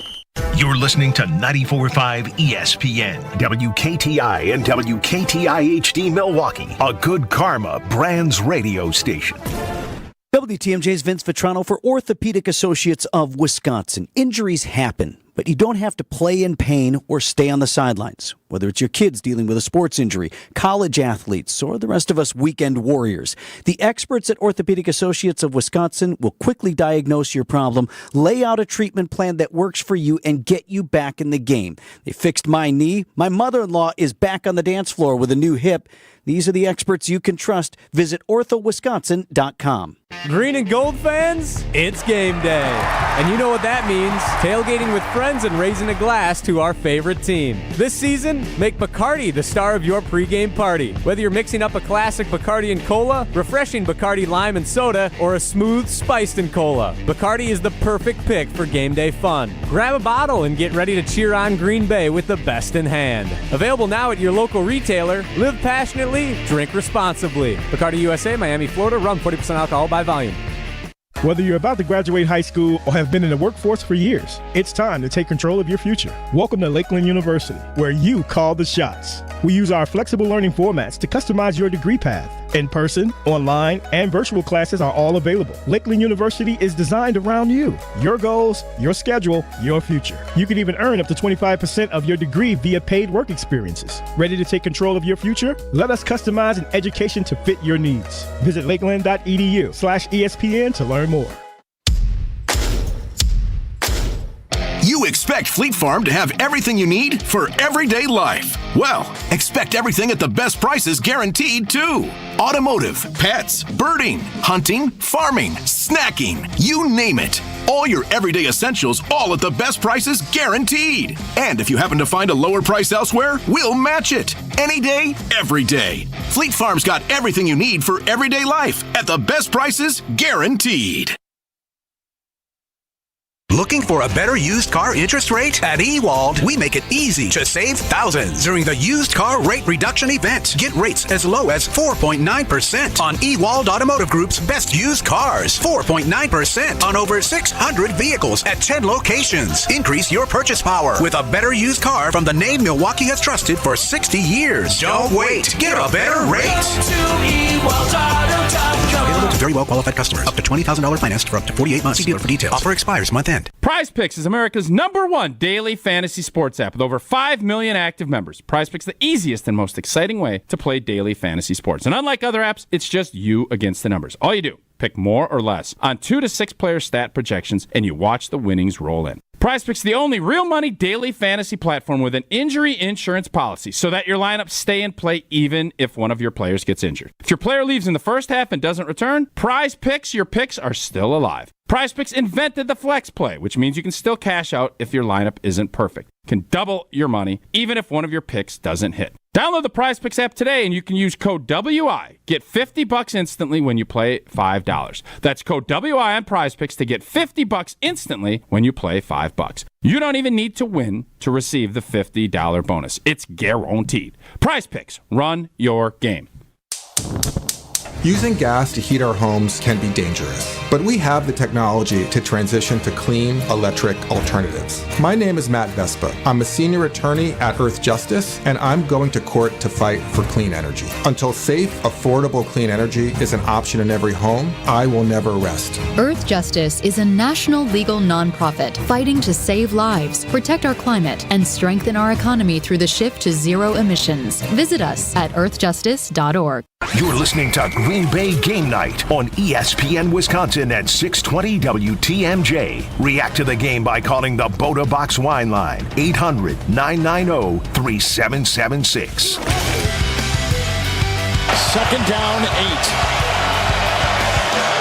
Oh, they bring the blitz with Nixon. That's a live ball. Scooped up on the play, taken by Green Bay.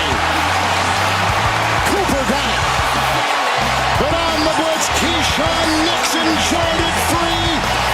Darnold crushed it up, and the Packers have got a huge play defensively. Yes, they did. Kevin Harlan, he's the best.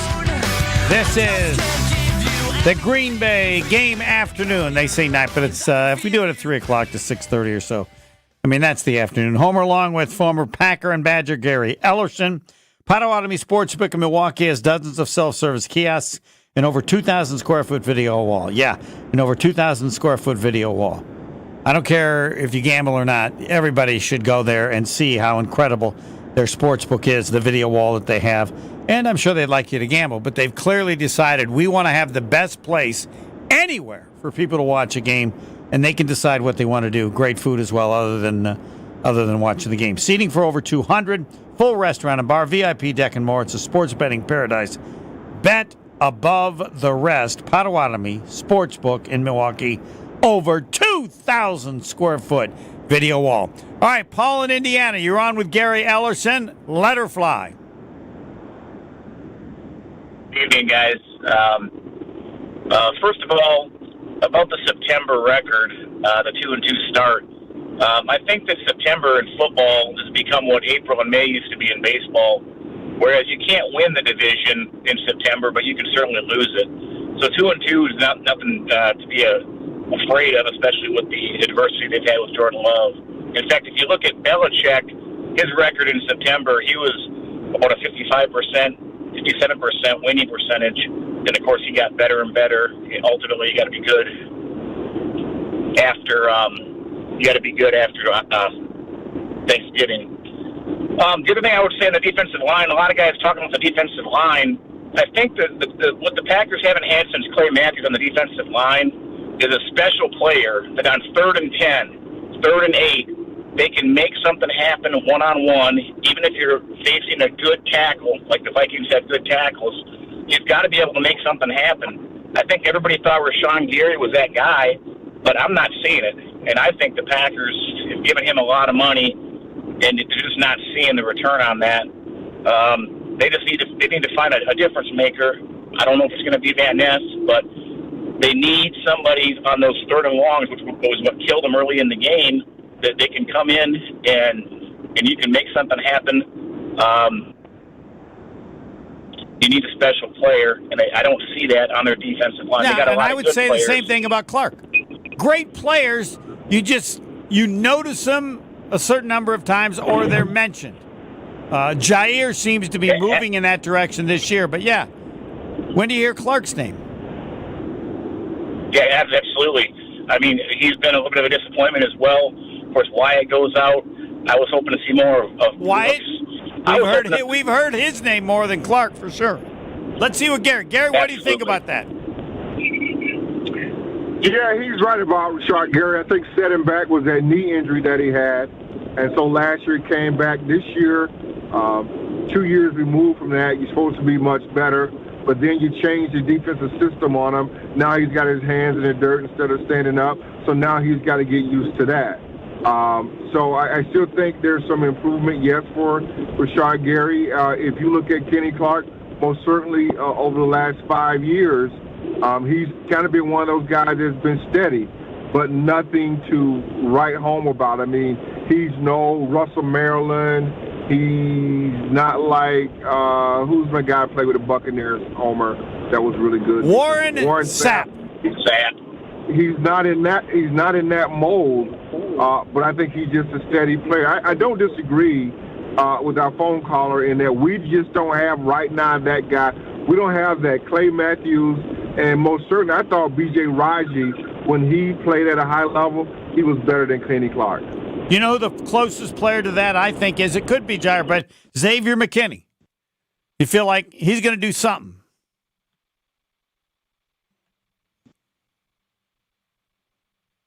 Did we lose somebody? What? No, I'm still here. Oh, you're still here. I think maybe we lost her. I don't know. I couldn't hear anybody. Yeah. Go ahead. I don't know that making an interception the same way, but I think there are enough plays when you know that Xavier McKinney's out there playing. Well, it feels like he can make plays whenever he wants, right? Yeah. A lot of special players are that way. And so 4 games in a row now he's had an interception. So, yeah, he's one of those guys right now you could say Homer that shows up. They don't have and they really don't have a Devontae Adams either yet. I mean, I like what Jaden Reed does. Jaden Reed is in his neighborhood now. His house isn't as big, but he could be adding on. Yeah. No, I think Jaden Reed is one of the top receivers in the NFL. I don't know if it's top 10. I'd have to go through all the list.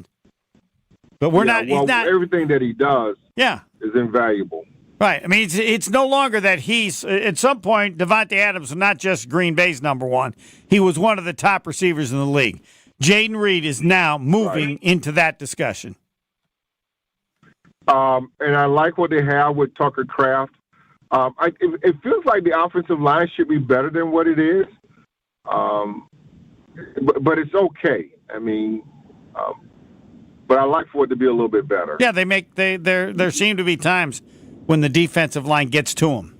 more often than our defensive line gets to their offensive line, and we think our offensive line's better than theirs, but it isn't playing out that way. All right, we got people lined up. Sean, James, and John all next with Gary Ellison, and we also will have the high-energy play of the game presented by Water Joe. And Jason Wilde also at 5:30. We barely have enough time to do the show. Next. More Green Bay Game Night coming up on ESPN Wisconsin at 620 WTMJ. The Island invites you to fall into golf with late season rounds at Sweetgrass or Sage Run. The vibrant fall colors and cooler temperatures make for great days out on the golf course. Fall golf rates run September 16th through the end of the 2024 season, with tee time starting at $75 and stay and play packages starting at $110. And submit your 2025 golf package requests early to guarantee choice dates. Plan your fall golf adventure today at islandresortgolf.com. This is Matt Meitner, owner of Sit Means Sit Dog Training. Do you find yourself talking to your dog but feel like she's not listening to you? Bella, sit! Are you constantly repeating yourself but she's not following your directions? Sit! Sit! Frustrating, isn't it? At Sit Means Sit Dog Training, we want to help you have a happy, confident, and obedient dog, and we also want to make the training process an enjoyable and worthwhile experience. Contact Sit Means Sit today to schedule a free consultation so we can create a customized training program so you are able to have the dog you want and deserve. Sit Means Sit Dog Training. Sorry, we don't train husbands, wives, or kids. Hey, it's ESPN Milwaukee's Jen Latta. Whether I'm headed to a big college football game or just need a reliable ride, I trust Accutrans Group. They're a veteran-owned business that delivers top-notch transportation, perfect for game day or any event. From tailgates to team outings to corporate travel and weddings, Accutrans has you covered. Booking is a breeze and their service is always safe and dependable. Visit AccuTransGroup.com to book your ride today. That's AccuTransGroup.com, your go-to for reliable transportation this football season. It takes a team to meet just about any goal, and that's as true on the football field as it is in the office. So it's good to know that you have the Gordon Flesch Company on your side. For more than 60 years, GFC has provided cutting-edge office technology for companies of all sizes, and as the nation's largest Canon dealer, GFC delivers the latest office technology, service, and is supported by the most experienced professionals in the industry. That's business technology managed. Visit gflesch.com to learn more. People across Wisconsin are enjoying the rewards, stability, and flexibility of a career in healthcare. Why not you? WIS Caregiver Careers can get you started as a certified direct care professional. You'll learn the skills you need to make life better for older adults or people with a disability. All training is free and online. Plus, earn $500 in bonuses. Start your new career. Sign up today at wiscaregivercdcp.com. Sponsored by the Wisconsin Department of Health Services. Change your grocery game plan to locally owned Century Foods, home of the best meat, freshest produce, and tastiest treats. Now through Wednesday, save on 15 to 30-ounce selected varieties Hellman's Mayonnaise, $5.49. 7 to 16-ounce selected varieties Barilla Pasta, 2 for $3. 128-ounce selected varieties Kemp's Pale, $6.99. 1 pound selected varieties Land O'Lakes Butter, $4.99. I am starving. Oh no, never walk into a Century when you're hungry. Unless it's free sample day. Ooh, pizza, yes. I'd love to try that one.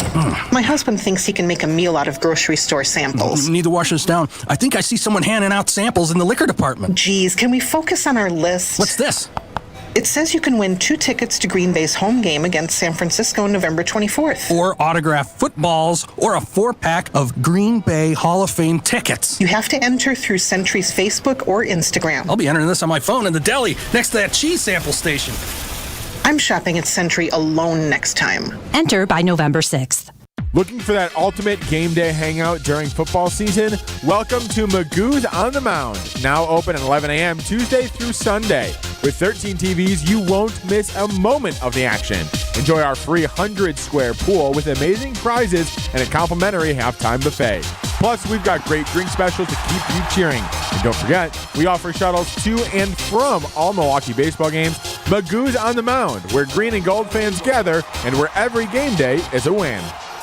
You're listening to Green Bay Game Night on ESPN Wisconsin at 620 WTMJ. React to the game by calling the Boda Box Wine Line, 800-990-3776. The biggest plays. Love zips it in there. It's caught for the touchdown, Romeo Doubs. To set the tone for the green and gold. It's time for the high-energy play of the game. Protected as well, firing in the middle of the field. Touchdown in the middle, Jaden Reed. Presented by Water Joe. Water with a work ethic. The high-energy play of the game is brought to you by Water Joe, a healthy, clean, guilt-free alternative to a sugary soda or energy drink. Right now, get 2 12-packs of 20-ounce bottles for $10 at your local Pick and Save or Metro Market. You know who did that? I did that. That is such a deal. Water Joe, water with a work ethic. The high-energy play of the game. I'm thinking of you because every time Tyler Kraft's out there, I think, what is he? Tell everybody, Gary, what he is. He is GAM. G-A-M. GAM. Grown-as man, and I can't imagine. I feel bad for the Rams because they're going to pay for the fumble he had, but all the plays he makes and I just watch him and I see your point. He does everything well, and he does everything very aggressive but smart aggressive. How do you like that? Yeah, I love smart aggressive. Yeah, I like that. I don't know why. He'll explain why he fumbled. Probably say, I'll never fumble again the rest of my life. It was a stupid fumble because there was really no benefit. It looked like he was almost changing the ball from one hand to another or something. It was weird. It was like he didn't. Well, you get weird plays sometimes. Yeah, go ahead. No, I mean, it's not like anybody knocked the ball out of him because they hit him so hard. I'm not sure. I'm not sure how often he's ever been hit. Who was it that hit you the hardest? It was when you were returning a kick? Oh, Refrigerator Perry. Yeah, Refrigerator Perry. I'd like to know from Tyler Kraft and from other grown-ass men the last time they remember. Because I figured he gets hit like that and he goes, ooh, not bad. Not bad.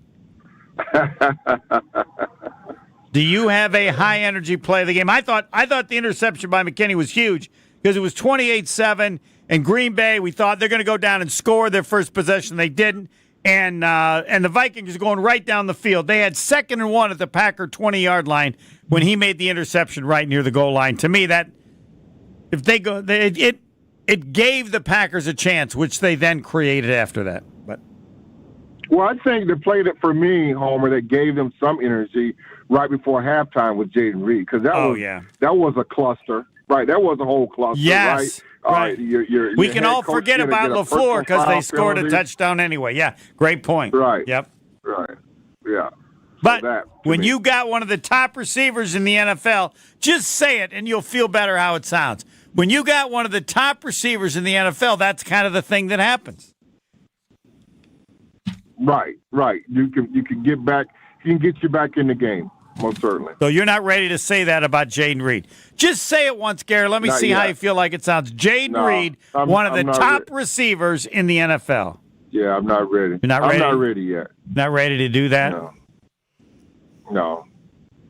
I said I feel better about the Packers now after the loss than I did before the game because, to me, they played like a champion in that second half. The game's over. There's nothing to it. And it's like, hey, this is what somehow they find champions find a way to win a game. And then in this case, they didn't win it, but come close for no benefit whatsoever.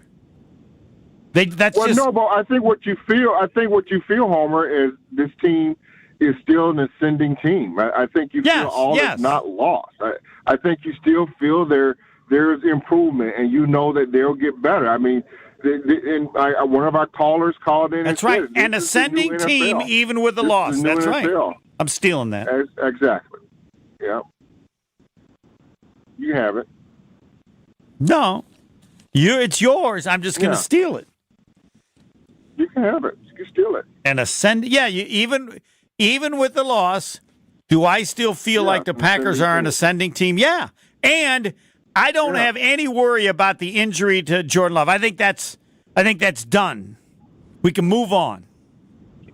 Well, I think for him, obviously, let's see what it looks like on Tuesday because this is the most pressure that he's ever put on that knee. I mean, we'll see what it looks like because you can go through practice and do all that, but once you go through a game experience, the torque that you put on your body is different than from Price. So let's see where we're at on Tuesday. But most certainly, if he checks out fine mentally in his brain, he knows he can make all the throws and make all the runs. The second half did that for him, right? That was right. And so now he just got to get used to the knee brace and all that stuff, which he will. Jason Wilde is next. We certainly want to ask about Christian Watson and any other injuries and get his thought. Jason Wilde, as the Packers lose to the Vikings 31-29. They trailed 28-0 at one point. This wasn't going to be, it could have been one of those games. Just throw the tape away, let's move on to the next game. No.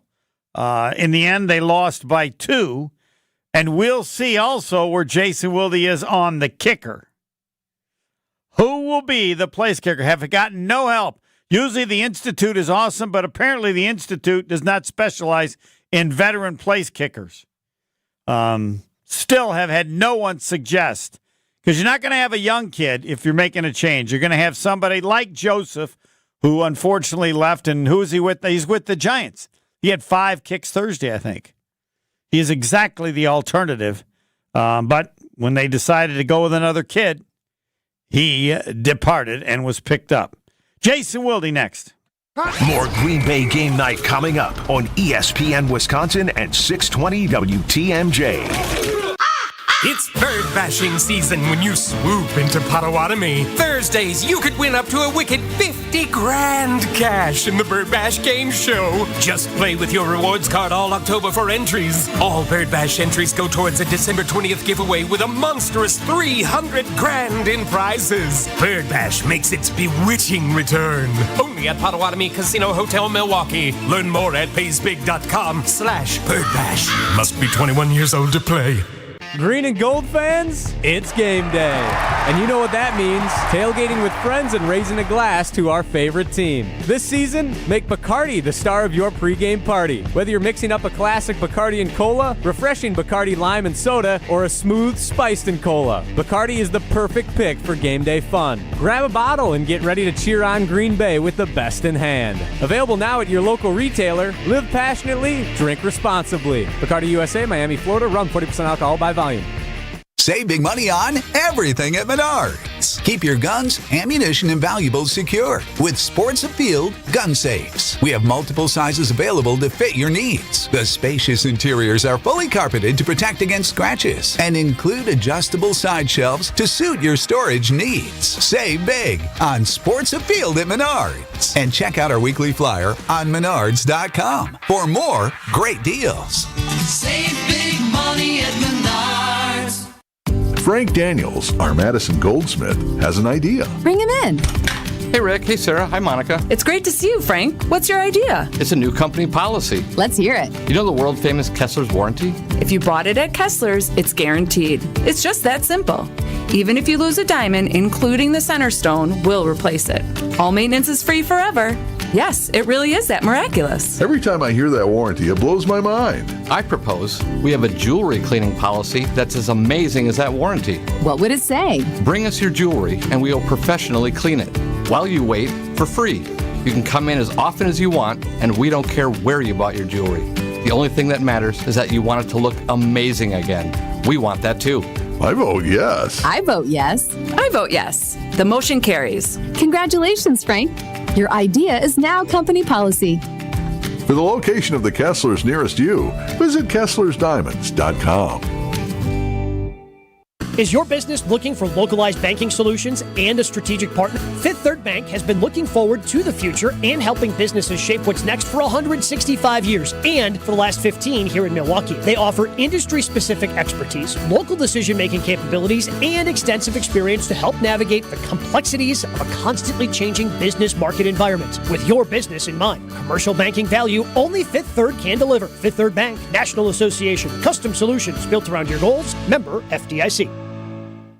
For your next night out, make Aria, the acclaimed restaurant inside St. Kate the Arts Hotel, your dinner destination. Aria, nestled on the second floor of St. Kate, is an artful dining experience that captivates with its culinary creativity. Delighting in its offering of artisanal American cuisine, the restaurant transcends tradition and leans into the realm of playful and inventive flavors. Come and experience the magic of Aria, where every bite is a work of culinary artistry. Learn more and make reservations at aria@stkate.com. Attention Milwaukee County residents. Are you prepared for the unexpected? From sudden storms to unforeseen emergencies, readiness is key. Take charge of your safety with a family emergency plan and an essential emergency kit. Stay informed and connected during emergencies. For tips and resources, visit us online or contact the Milwaukee County Office of Emergency Management. Prepare now, stay safe, and build a resilient community together. Because readiness starts with you. This is Green Bay Game Night on ESPN Wisconsin at 620 WTMJ. Call the Boda Box Wine Line at 800-990-3776. Tell me now, do you want it? 'Cause these dancing feet don't cry to the rhythm they cry. Everybody should get information about the Green Bay Packers from Jason Wilde. You can go to WisconsinOnDemand.com. They have a Wilde section. Hard to keep track of how many times he's on. Packers lose 31-29. Jason Wilde joins us. Gary Ellison, what do we start with? A thought on the game? What airline will the kicker be taking out of Green Bay tomorrow? Or the injury to Christian Watson? You choose. I think we should start with the play of Jordan Love. I think that's most concerning or pressing to me. All right. Jason?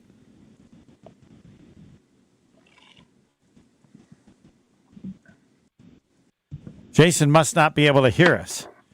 That was spectacular, too. That was one of our finest intros ever. I can hear Jason fiddling and diddling with his stuff. But fiddling and diddling? He's not hearing us, I don't think. Now he's putting his earphones on. He doesn't do the old-fashioned ones like I have. He could get mine for $2 on Temu, but apparently he's not interested. Pebble, where do we need to do what? I was going to give him a call here then. Yeah, we'll just get him on the phone.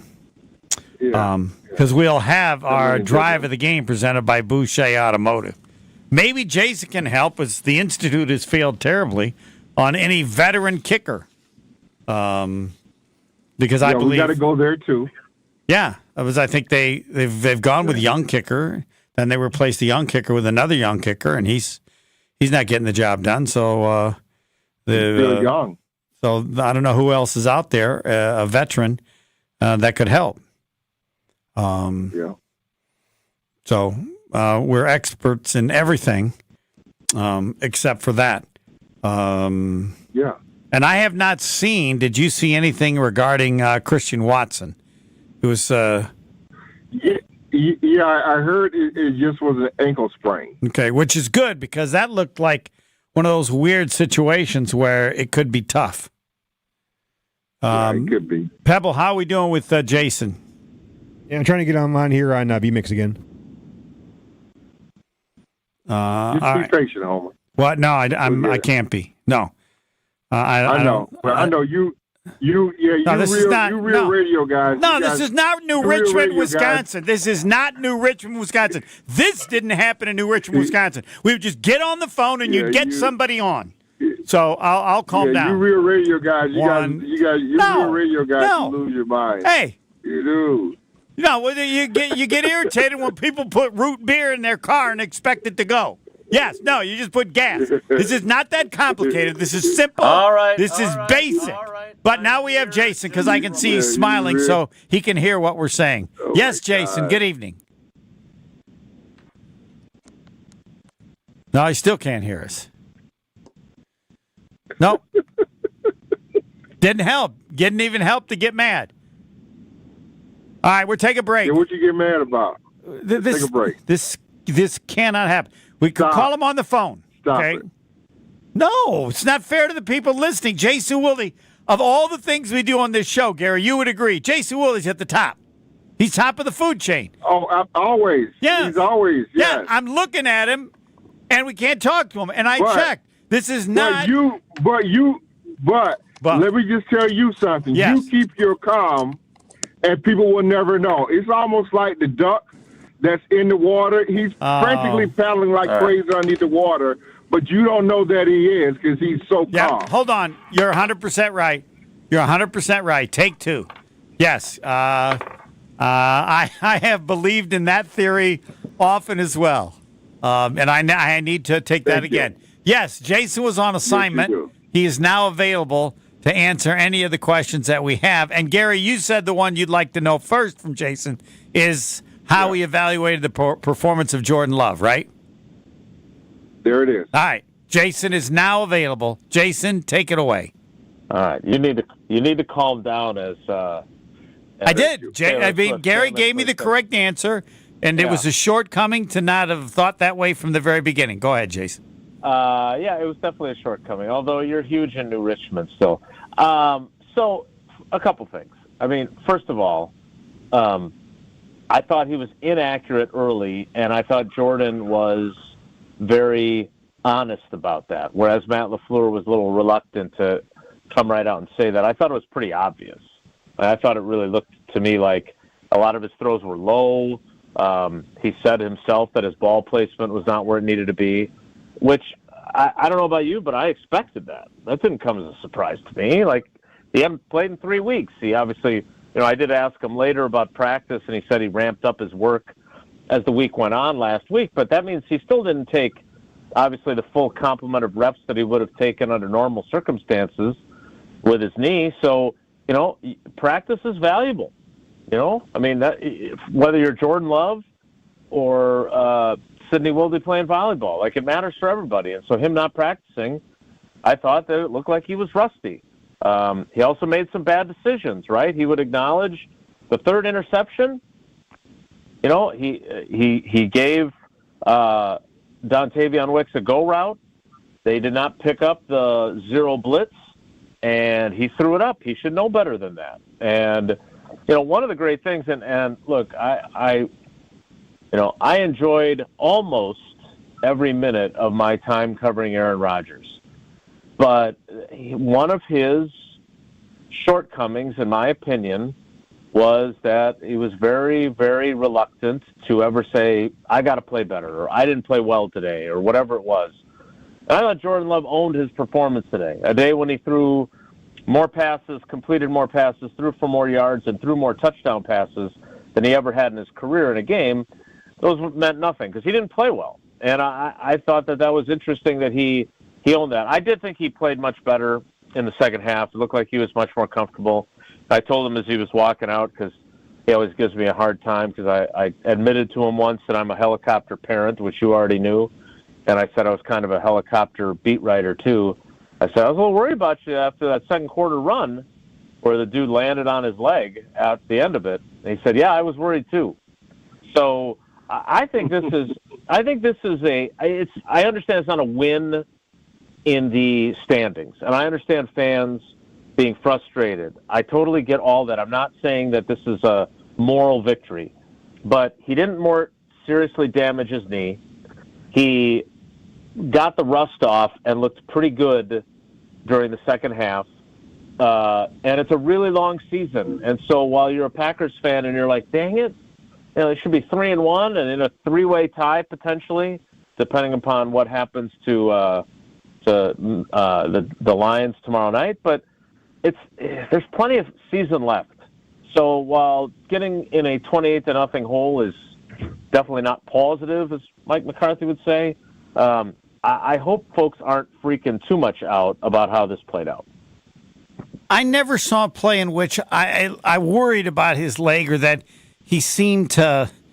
Yeah, he limped out. He was definitely limping after that. He ran. It was like early in the second quarter. He pulled the ball down and ran, and then he was visibly limping as he got up. And then I saw the replay a couple times too on TV, but I saw it immediately when he got back up. And there were a couple of other times. I mean, these guys got after him pretty good now. But all these things seem to go away immediately. It's not like, for the next. Well, yeah. I mean, look, I don't think what happened early in the second quarter went away immediately. I think he was feeling that for a while, but eventually it subsided. And he was wearing a brace, which protected him from more significant injury. But again, like I understand you want to win all your games.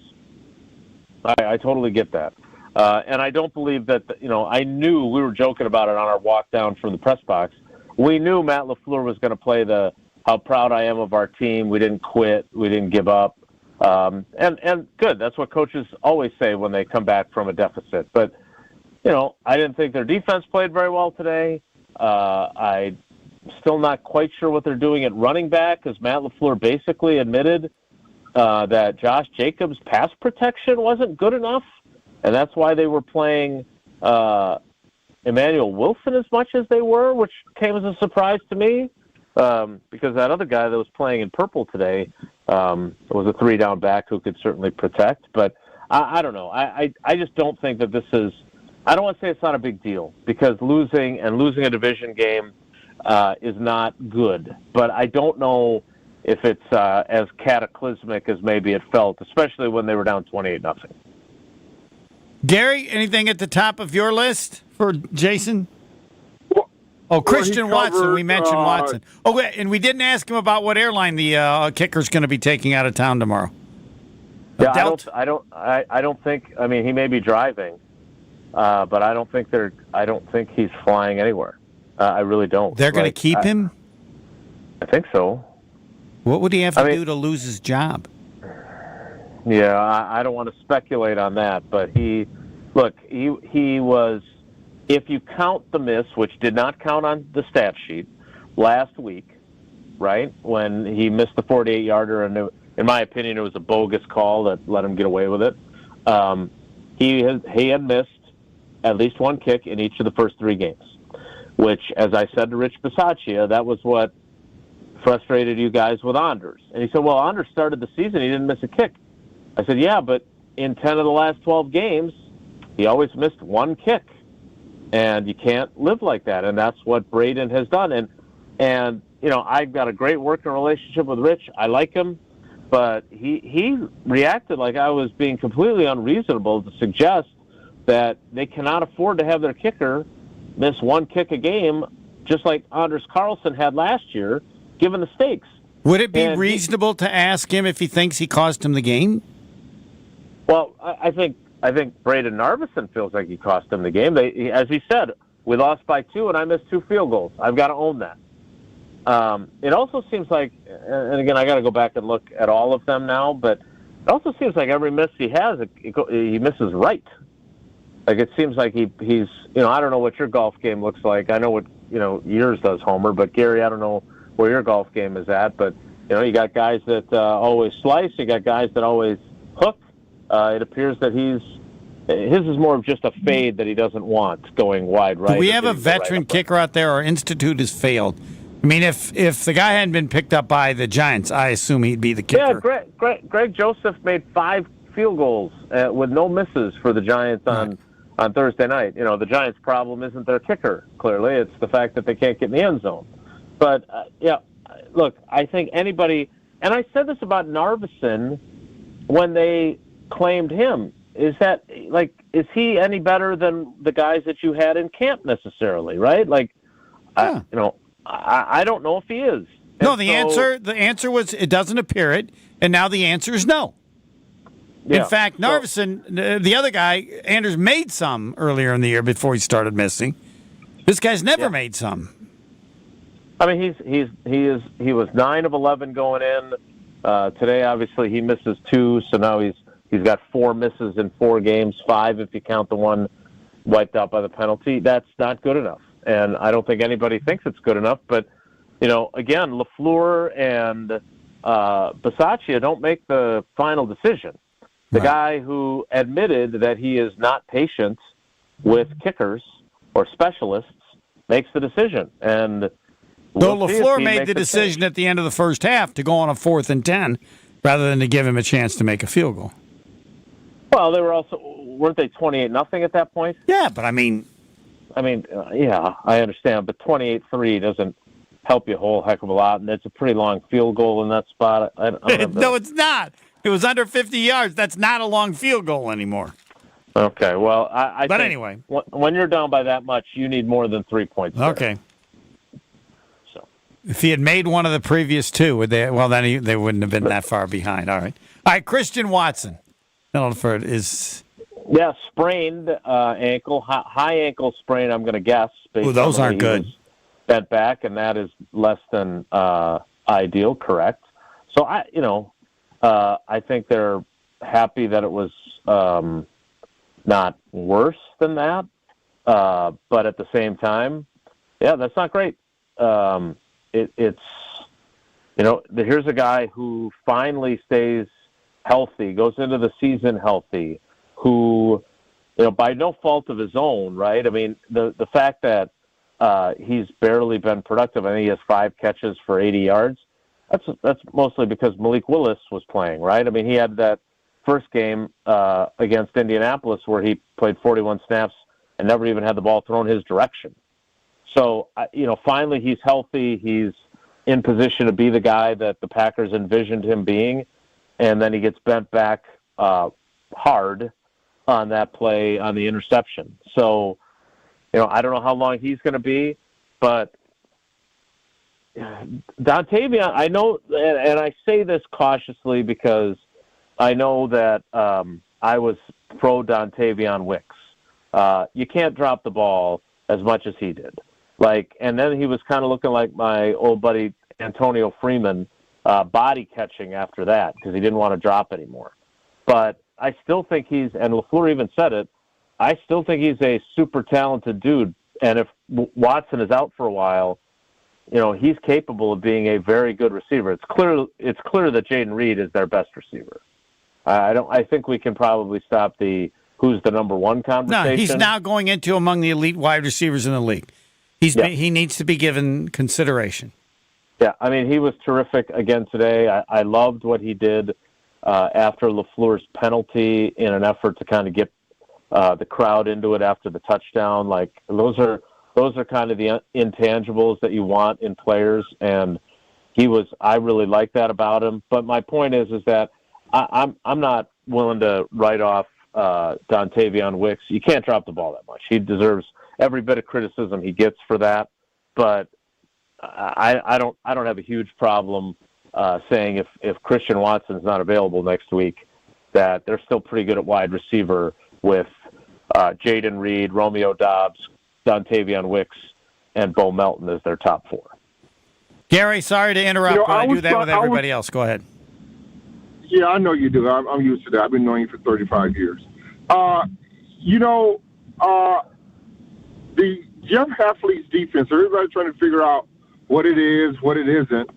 I thought maybe the loss of Jair Alexander may have hurt the game plan into should I blitz, should I play more zone, can these guys handle it? And I think we saw a game plan defensively, not what Jeff Hafley wanted to put out there. Yeah, I know this comes as a surprise to you, Gary, but I agree with you.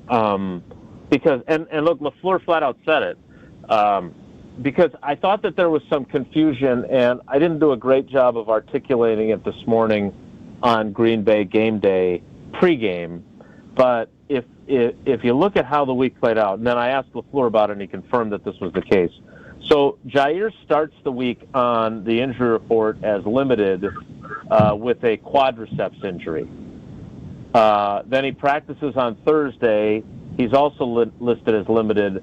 But then on Friday, he is listed. He did not practice on Friday, and he's listed with both a quadriceps injury and a groin injury. And so I asked LaFleur, and he confirmed he hurt his groin in practice on a play on Thursday. So now, to your point, Gary, when that happens, you've already had your game plan. And by the way, this isn't a team against a bunch of slappies at wide receiver. They've got 2 number 1 caliber wide receivers. One guy in Jordan Addison, who's a legit number 1 caliber player, and then Justin Jefferson, who is one of the top wide receivers, if not the best, in the game right now. So if you lose Jair Alexander on Thursday, on top of not having Carrington Valentine, who you didn't need today to remind you that he is better of an option than the 2021 first-round pick Eric Stokes, because Eric Stokes did not, and I understand Justin Jefferson's really good, But Eric Stokes did not play great today. They needed him to play at a level that either he's not capable of or he just wasn't able to do today. But you lose Jair Alexander on Thursday. Now you're cobbling together a game plan against these wide receivers. I don't think that, and Matt LaFleur kind of said, it's our job to adjust. It's just like if an injury happens in the game. Well, yes and no, because at least in the game you're in survival mode. If an injury happens on Thursday, you're trying to figure out how the heck am I going to save this game plan that we came up with. Because, frankly, we talked to Halfley on Thursday, and we pressed him on the idea of matching up a corner on a specific wide receiver. And he, without saying Joe Barry's name, he basically said, look, we're not going to just play our scheme and think that that's going to be good enough. If it requires putting our best guy on their best guy, we're going to do it. So I would guess that there was a better than 50-50 chance that he had a plan that entailed Jair Alexander going mano-a-mano with Justin Jefferson. And now suddenly that's not an option. That's not an excuse. That's just an explanation. So I think that was part of the problem. I don't see a pass rush that's in any way impressive. I think we maybe mined some fool's gold last week against a not very good offensive line and a not very good quarterback in Tennessee. So their pass rush wasn't good enough, and obviously their coverage wasn't either.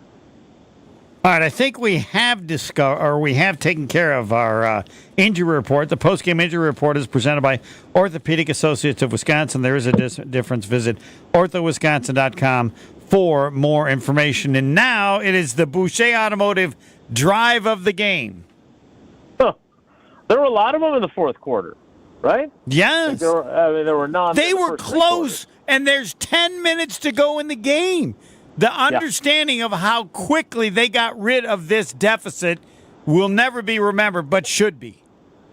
Yeah, it definitely won't be remembered because they still lost the game. It would have been the biggest comeback in Packers history if they had come back from 28-0. The NFL or the Packers record had been 23 points was the most that they'd come back from. Gary might have been on that. The Rams, did they do that to the Rams once? Maybe. Like I'd have to go back and check the archive. It was, but look, they got it together, right? I mean, I thought their final drive, where they get the final touchdown to Wicks, was a fantastic drive. I mean, look, again, you saw what Jaden Reed can do. They went from, what did they? Well, they were at their own 4-yard line, and they get within 2. I didn't get to ask LaFleur because there was kind of an awkward ending to his press conference. By the way, it took him a minute and 22 seconds to go the 96 yards. Yeah, so that's for me. That's my drive of the game. Brought to you by Boucher Automotive, where we ride with you every mile. Big shout out to my guys at the Nissan dealership in Greenfield, Scott Foote and Mike Hansen and the whole team over there, Danny and everybody. I love those guys. But look, it was too little, too late. Although I didn't get to this with LaFleur, and I'll have to ask him tomorrow. Are they that limited in their onside kick options now that they have the punter doing some sort of weird drop kick? I had never seen that before. Yeah, I thought that was me being smart. I think they thought they'd come up with something. Yeah, I don't know. I'm very curious about that. So I'm gonna inquire about that tomorrow. But look, if you told me when it was 28-0 that it was going to be a 31-29 game with a minute left, and the kicker missed 2 field goals that are supposed to be makeable in this era where we're talking about shrinking the goalpost to make it harder for kickers, Packers have no interest, I'm thinking, in shrinking the goalpost right now. Did you mention Wyatt get hurt, or what was? Is there anything? Yes, yeah, he left in a walking boot and on crutches, I believe. So I think he may have a high ankle sprain. I think that's what Watson has as well. Then one should assume they're both going to miss the Rams game. High ankle sprain. I I'm always leery of assuming or making 100% certainty statements like you love to make, but I would think that that's a pretty reasonable operating position. And Gary, I stole this from him because I said I almost feel better about this team after this loss than I did before because, as he said, they're still an ascending team. The way they played that last quarter was like the way championship teams play. We suck the whole game. Everything's going wrong, but somehow we find a way to make the game close, and they couldn't finish because their defense played great in the second half until the one time they needed them to stop. But anyway, I agree. I view them as an ascending team. I like Gary, for a guy that was going to be doing this like in his car on his drive home, he has been really on point. I would say this. Well, thank you. You're welcome. Yeah, it was great to see you in person too. That's always a treat for me. But I would say that Gary's, that was kind of my point when I came on here, and I didn't realize Gary had said that because I was busy writing. But the idea that this is some sort of, major setback. It's week 4. I'm not saying you're playing with house money, but you got 2 wins that most people would not have anticipated, given the absence of your starting quarterback.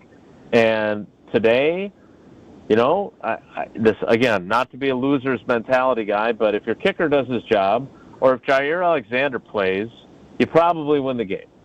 And so I don't think this is when it's 28-0, and if you lose this game like 41-6 or something, then you got problems.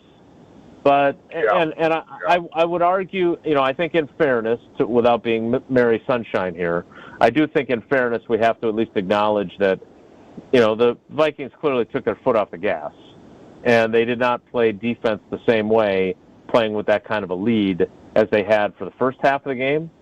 But they certainly did plenty of favors, like the first touchdown before LaFleur, lost his mind.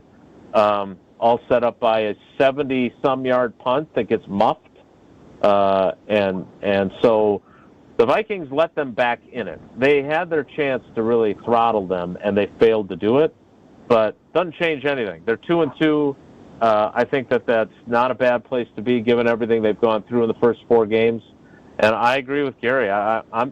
If I were a Packers fan, I would not be downtrodden at all. Thanks, Jason. All right, guys. Take care. Be good. Jason Wilde, all Packers all the time. That went much better because Gary told me to calm down and explain why. And he was right. We have LaFleur and Jordan Love. And, Gary, I think we should hear what they have to say because I want to hear what you have to say about what they had to say. And that's next. Sure. Yep.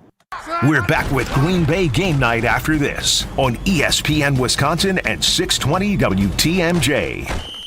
For over 4 decades, one name has stood out as a symbol of excellence in automotive sales and service. It's the Boucher Automotive Group, dedicated to providing exceptional experiences to all of our valued customers. We will help you find the perfect vehicle within your budget while respecting your time. With 20 convenient locations, we're the one-stop destination for all your automotive needs. At Boucher, we're your trusted partner on every mile of your journey. Riding with you every mile since 1977.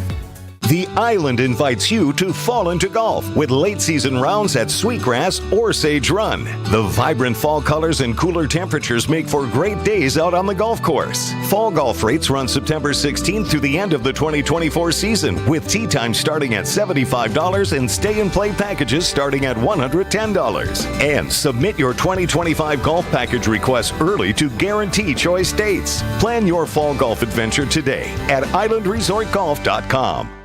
Tito's Handmade Vodka is America's favorite vodka for a reason. From the first legal distillery in Texas, Tito's is 6 times distilled till it's just right. And naturally gluten-free, making it a high-quality spirit that mixes with just about anything. From the smoothest martinis to the best Bloody Marys. Beyond the bottle, Tito's has gained a reputation for giving back, teaming up with nonprofits around the world to serve its communities and do good for dogs. Make your next cocktail with Tito's and learn more at Tito'sVodka.com. 40% alcohol by volume, namely 80 proof, crafted to be savored responsibly. Another MVP has joined the roster at Orthopedic Associates of Wisconsin, Dr. Michael Nolte. Expertscape recently named him part of the top 1% of spine expertise in the world.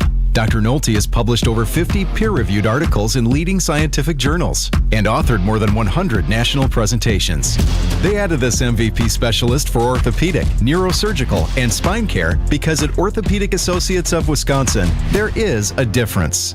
The Milwaukee Bucks are NBA The Bucks and Six podcast presents a special series commemorating the Bucks championship run in 2021. From the thrilling Game 7 overtime victory against the Nets. Durant shooting, got it at the buzzer. No, it's a two-pointer. To the 50-point statement made by Giannis in the finals. A 50-point game. That's the stuff of legend. Immerse yourself in the sounds of each playoff round with Bucks and Six on the Bucks Plus audio network. Find it now on bucks.com/plus, the Bucks app, or wherever you get your podcasts.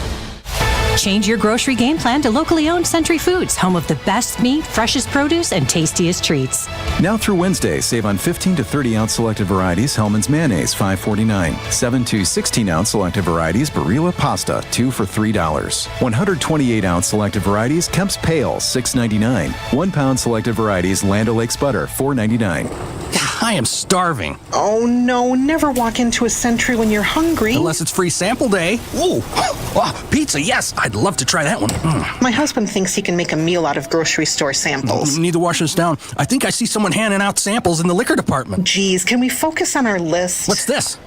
It says you can win 2 tickets to Green Bay's home game against San Francisco November 24th. Or autographed footballs, or a 4-pack of Green Bay Hall of Fame tickets. You have to enter through Century's Facebook or Instagram. I'll be entering this on my phone in the deli next to that cheese sample station.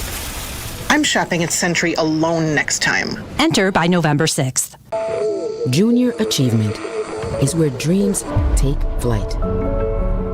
We are helping students connect what they learn in school to future work and career success. We are teaching them how to manage money to achieve financial security as adults.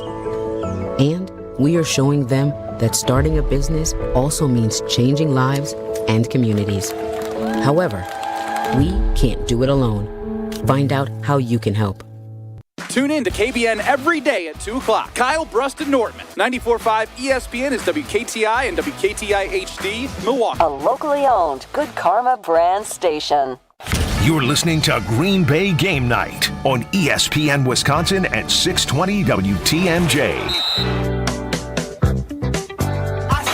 Outside they go to Kraft. The tight end got by Smith to the goal line. Touchdown!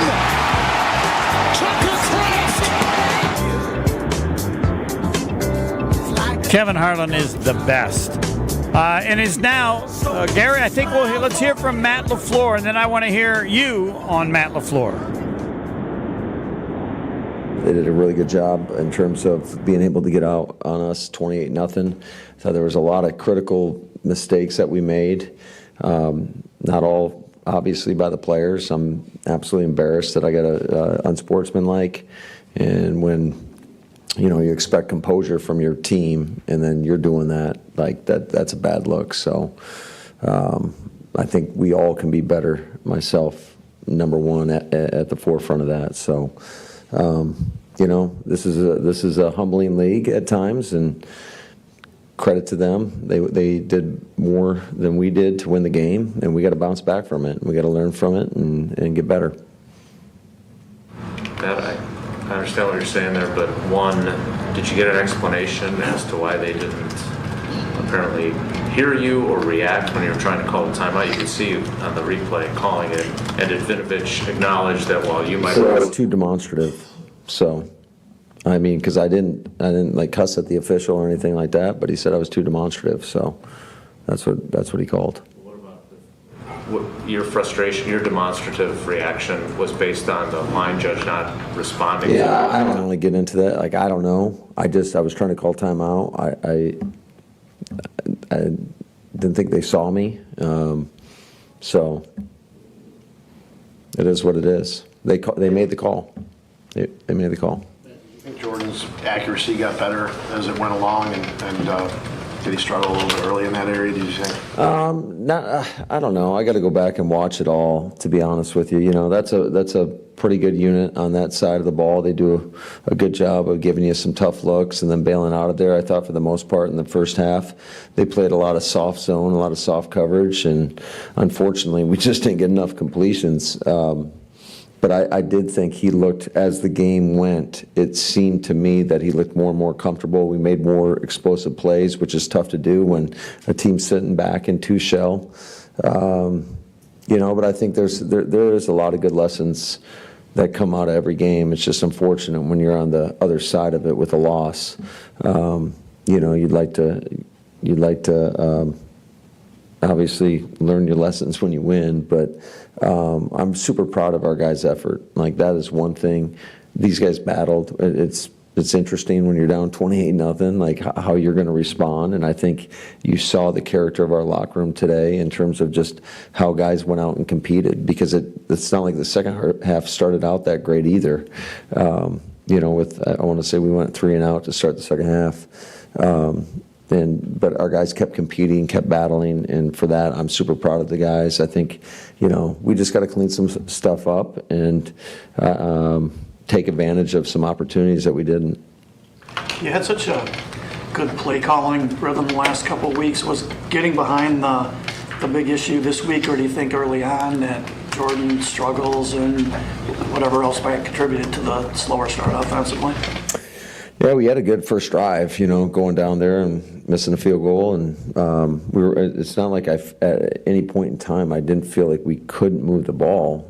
We missed some plays, and you can't do that. And credit to them, they went out and scored on their first 3 possessions. And when you're down 21-0, that really changes the whole complexion of the game, how you call the game. Like I told the team at halftime, you can't get it all back at once. But I just go back to just the resiliency that our team showed to be able to continue to battle, because you don't always see that. Now, I know you had said it probably wouldn't be an exactly split backfield this year, earlier in the year. What has been the thinking the last couple weeks, kind of splitting time between Josh and Emmanuel? I don't know what the exact snap counts were, so until I go back and take a peek at it, you might know. It looked like they were alternating last week. Yeah, there were some things that happened, I think, early on with some of the protections that were a little bit of an issue, and that we got to clean up and be a little bit better in. And it just became a passing game, I would say. We threw the ball 50 some odd times. So that's why there was a little more balance than normally would be. I know it's not an excuse, but how challenging is it to play without Jair when you probably are planning to have him on Wednesday and Thursday, so the whole game plan is probably... Yeah, I'm not going to go down that road, Bill. It is what it is. That's no different than an in-game injury. You got to make an adjustment as a staff, and to me, that's an excuse. I will never use that around here. Like, next man up, we gotta adjust our game plan if need be. Does it help you? Absolutely not. You want your best players out there, but I'll never go down that road of using that as an excuse. I know. Did something happen to him on Thursday that in practice was exactly? It happened on a play in practice, and that's part of football. And I don't think it's going to be anything like too significant or too long term. But, we'll see if he's available this week or not. I know it's still week 4, but do you need to reevaluate your kicker position? I got a lot of confidence in Braden. I do. I think that, I know it's tough. We all want the results. I think he's a young guy, and a lot of times with young kickers that you go through this. Certainly, I think I know he's disappointed, but I still got a lot of belief in him. I've seen it in practice. I told you guys from day one, the day he got here, and just have seen his ability. So, it's just part of it. Unfortunately, it wasn't his day. But I got a lot of confidence, and it wouldn't blink if we have to put him out there in another situation. Did Jordan's knee keep you from going under center maybe as much as you would have wanted, or was that not a factor at all? I think it was more the 21-0 after 3 drives. Certainly we did have a plan for that in terms of doing a little bit more pistol. I don't think we envisioned throwing the ball 50 times. That's never the plan going into any game. Usually if you're in a game like that, it's probably not going your way. So, again, give them a lot of credit. I think Flores does a hell of a job. I think they've really upgraded their talent on the defense side of the ball.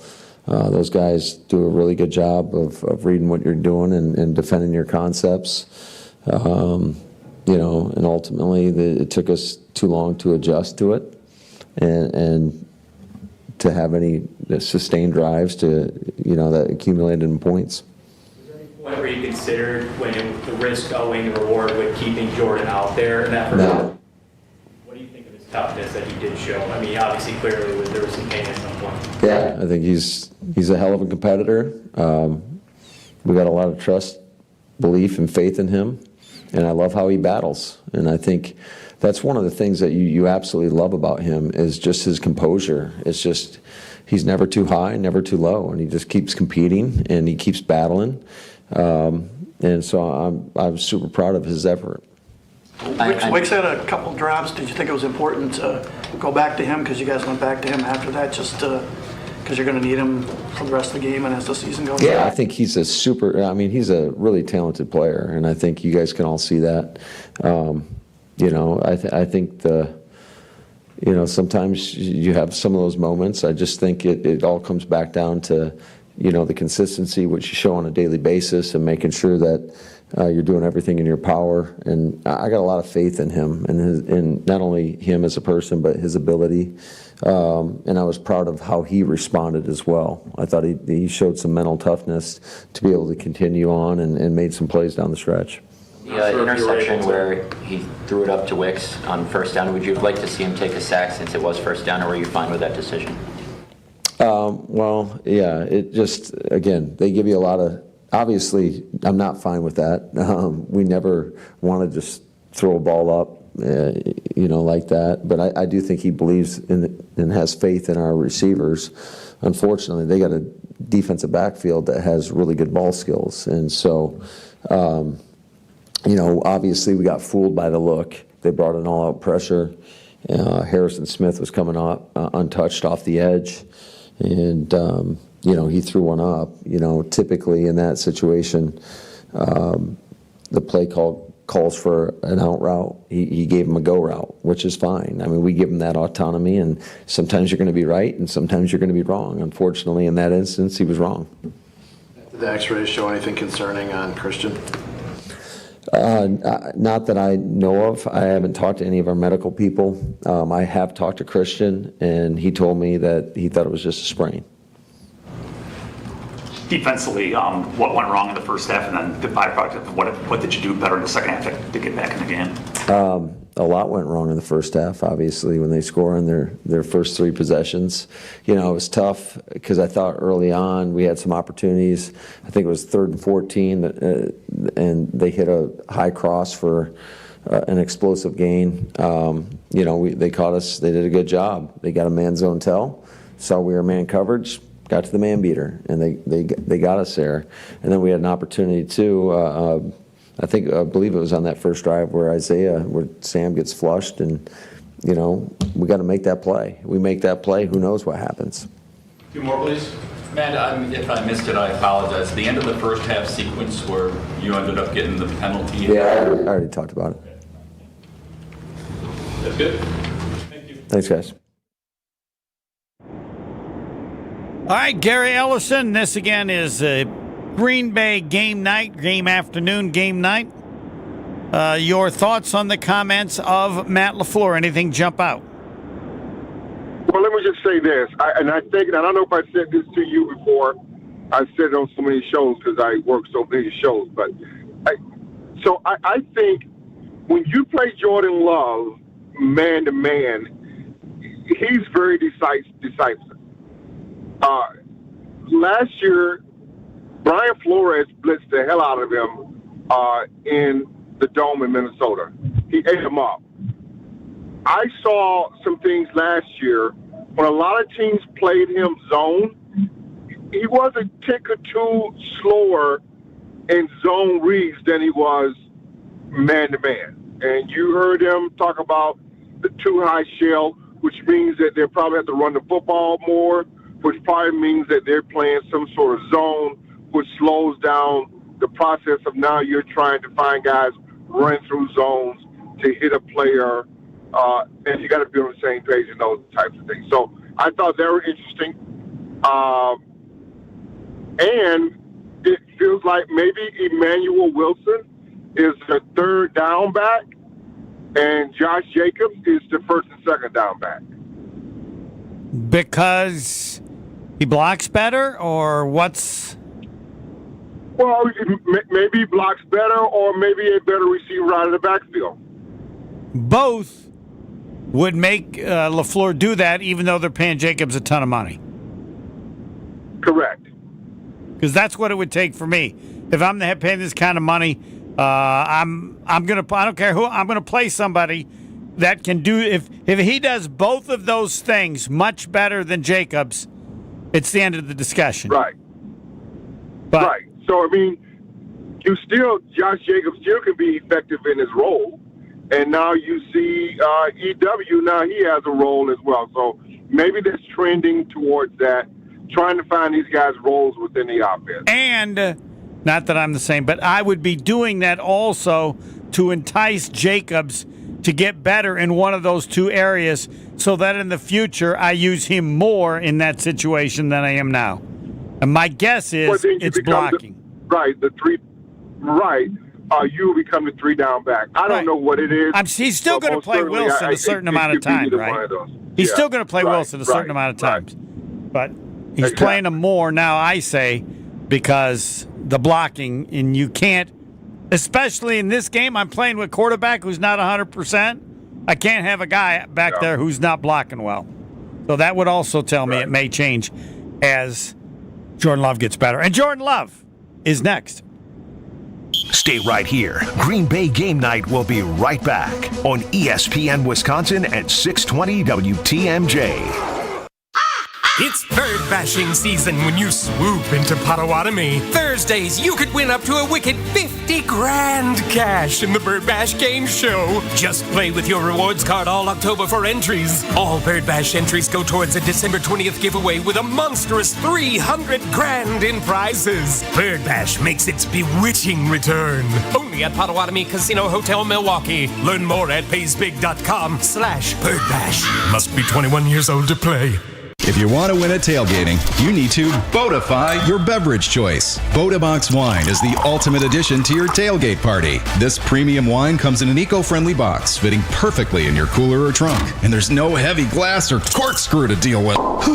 One 3-liter Boaty box is the equivalent of 4 bottles of wine, so it's great for sharing. Bring the wine that wins with wine critics, where there's quality in every sip. Boaty Box. Be open to anything.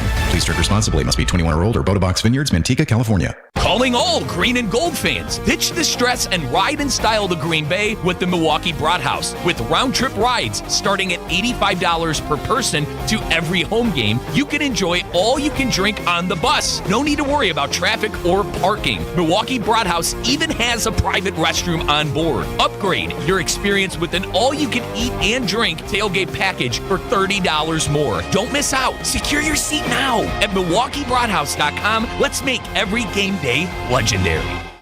Go to the head of the class on your next vehicle purchase exclusively at the Kunis Auto Group's Back to School sales event. Good morning, class. Expect a straight A passing grade when you add up the savings on your next vehicle from the automotive scholars at your nearby Milwaukee Metro Region Kunis Auto Group dealerships. America's best-selling cars, trucks, and SUVs from both Buick and GMC, all marked down with September Back to School discounts and savings. We're also offering incredible Back to School discounts on our entire inventory of select pre-owned vehicles. Choose from over 1,500 vehicles on lot and online. While online, check out dozens of back-to-school service specials on everything from brakes, tires to oil changes. Plus, with a test driver purchase each week in September, 4 lucky winners will win free gas for a year. All at your nearby Milwaukee Metro Region Kunis Auto Group dealerships in both Oak Creek and Greenfield. It's the Kunis Auto Group's exclusive September back-to-school sales event going on now. For additional event info, go to shopkunis.com. The annual Catholic Memorial High School Open House is October 13th. If your family is interested in becoming part of the CMH tradition, make plans now to attend from 10 a.m. to 1 p.m. on Sunday, October 13th. Register at CatholicMemorial.net. As the only school awarded the Exemplary Award for Academic Excellence by the Archdiocese, find out how your student can achieve more at CMH. Tour the school, meet faculty and coaches, learn about all the clubs and extracurricular activities. Register today at CatholicMemorial.net. Catholic Memorial High School, where you rise. Are you looking for a reliable ride? I've got you covered. It's ESPN Milwaukee's Jen Latta. I use Accutrans Group for my private transportation needs during the college football season. Accutrans is a veteran-owned business dedicated to providing unmatched corporate, personal, and event-related transportation that you will use again and again. From corporate travel and weddings to group events, Accutrans Group caters to every occasion. Booking is easy, safe, and dependable. Visit AccuTransGroup.com to get a quote or to book a reservation today for reliable and safe transportation. Dr. Aaron Holtebeck and his team at Holtebeck Eye Center make vision care a top priority with the latest technologies at their state-of-the-art Brookfield office. Dr. Holtebeck has been helping local patients with their eye care needs for over 20 years. And now, Holtebeck Eye Center is excited to add Dr. Nausheen Abbas to their team. Dr. Abbas is an ophthalmologist and cornea specialist that is now available to see patients. Located in Brookfield near the corner of Calhoun and Capitol, learn more about their services at holtebeck.com. This is Green Bay Game Night on ESPN Wisconsin and 620 WTMJ.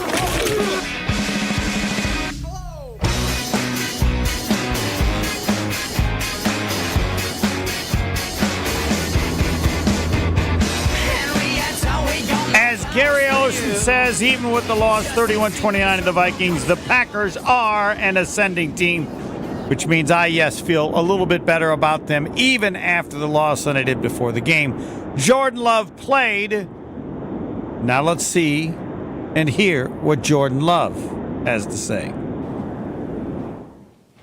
Jordan, how does the knee feel coming out of the game? Do you think it affected the way you played at all? No, I mean, it feels fine coming out. As far as affecting me, I think I was able to play, through it. Took a hit to it, which, just had some pain on that, but was able to play a full game. And so, yeah. At the end of that run that you had in the second quarter, is that the hit you're talking about? Or are you talking about different? It wasn't enough to make you come out of the game, but were you concerned at that moment? No, I mean, it's just one of those things, you take a hit and painful, you know what I mean? Painful and felt it and, got up, was able to move around on it still, so nothing really there. You back for, next week as far as maybe you still can play, but are you not progressing then because of that hit, or? I don't know. We'll see. We'll go through the week and see. Jordan, why do you think you guys maybe didn't start as fast as efficient as you would have liked to? Yeah, I mean, I think it comes down to just we did not make enough plays. Had a turnover early, and we just didn't make plays. I think did not play well enough personally, me, and accuracy was a little bit off, a little bit shaky, and was definitely making it hard on some of the guys, which just led to us. Getting off the field early and not being able to put up points. And so kind of got in the hole early with all that resulting. So, yeah. Did you feel a little less accurate than usual? Maybe the layoff playing a role in that, do you think? Yeah, I mean, I think just wasn't playing well enough. I think ball placement was a little all over the place today, kind of throughout the whole game. And I think it picked up later. But, I think early on just missed a couple of throws and was a little bit off and, made it hard on some of the receivers on some of those plays.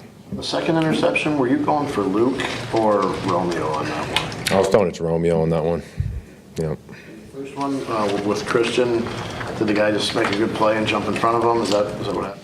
Yeah, he made a good play. They're going to Tampa 2. We were trying to run him out of there, and he made a good play, kind of running with the through down the middle and was able to fall off it. And, I didn't see him and, threw it into traffic right there, and he made a really good play on that one. So one of those things you just gotta be able to see him and get a completion and go somewhere else with the ball right there. What did you see on the other one? What were you trying to do there? Which one? The downfield one to Wicks. To Wicks, yeah. On that one, we were going fast, and they got me right there. Brought it all out, and Wicks had a go route, and I felt Smith coming off the edge and tried to just throw one up and let Wicks be able to make a play. And, the timing was off. I was obviously really early getting the ball out, so he wasn't, expecting it at that time. And, he never really got his eyes around to be able to see it, and the DB kind of just tracked it the whole way. So one of those, critical mistakes that, got to be able to see the all out or just throw the ball away or, take care of the ball better.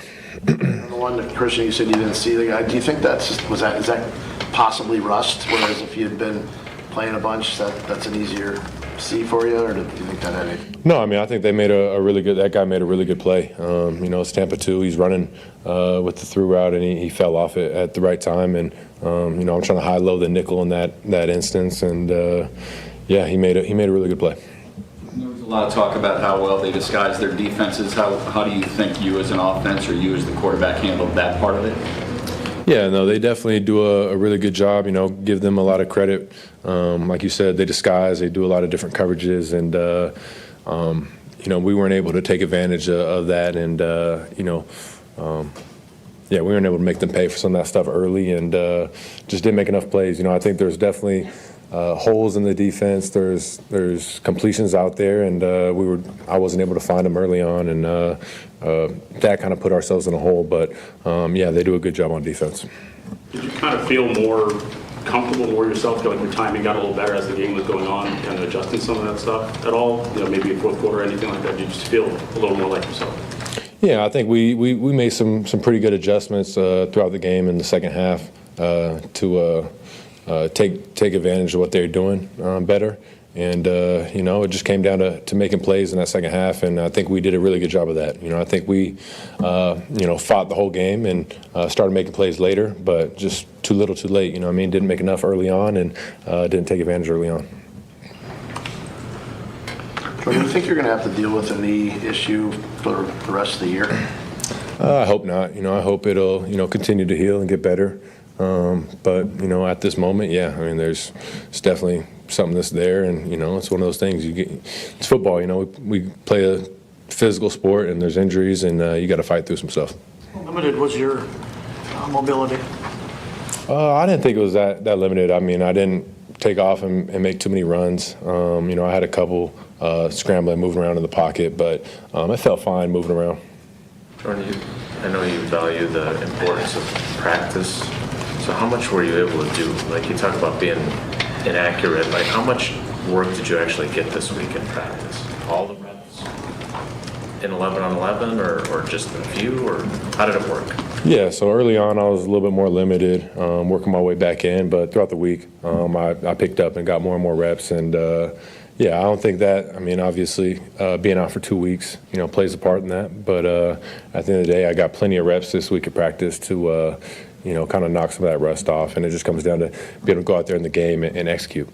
So did you say anything specific to the guys in the huddle when you walk out there and it's 28-0, you're in a big hole? Like, from a leadership standpoint, did you say anything? Yeah, we just got to keep taking it one play at a time at that point. We've been in that position before, been down, and that's why I think been there, done that, and we have that mindset where we're just going to keep fighting, taking it one play at a time. But there's not much to be said. I think everybody knows the position we're in, and we got to go put up points and play a lot better. And I'm proud of the way guys fought and stayed in there. Definitely nobody quit. So, but the message is just take it one play at a time and kind of block the score out. Hey Jordan, just to go back to the third interception briefly. So Smith's on you right away, right? Like, you don't have a lot of.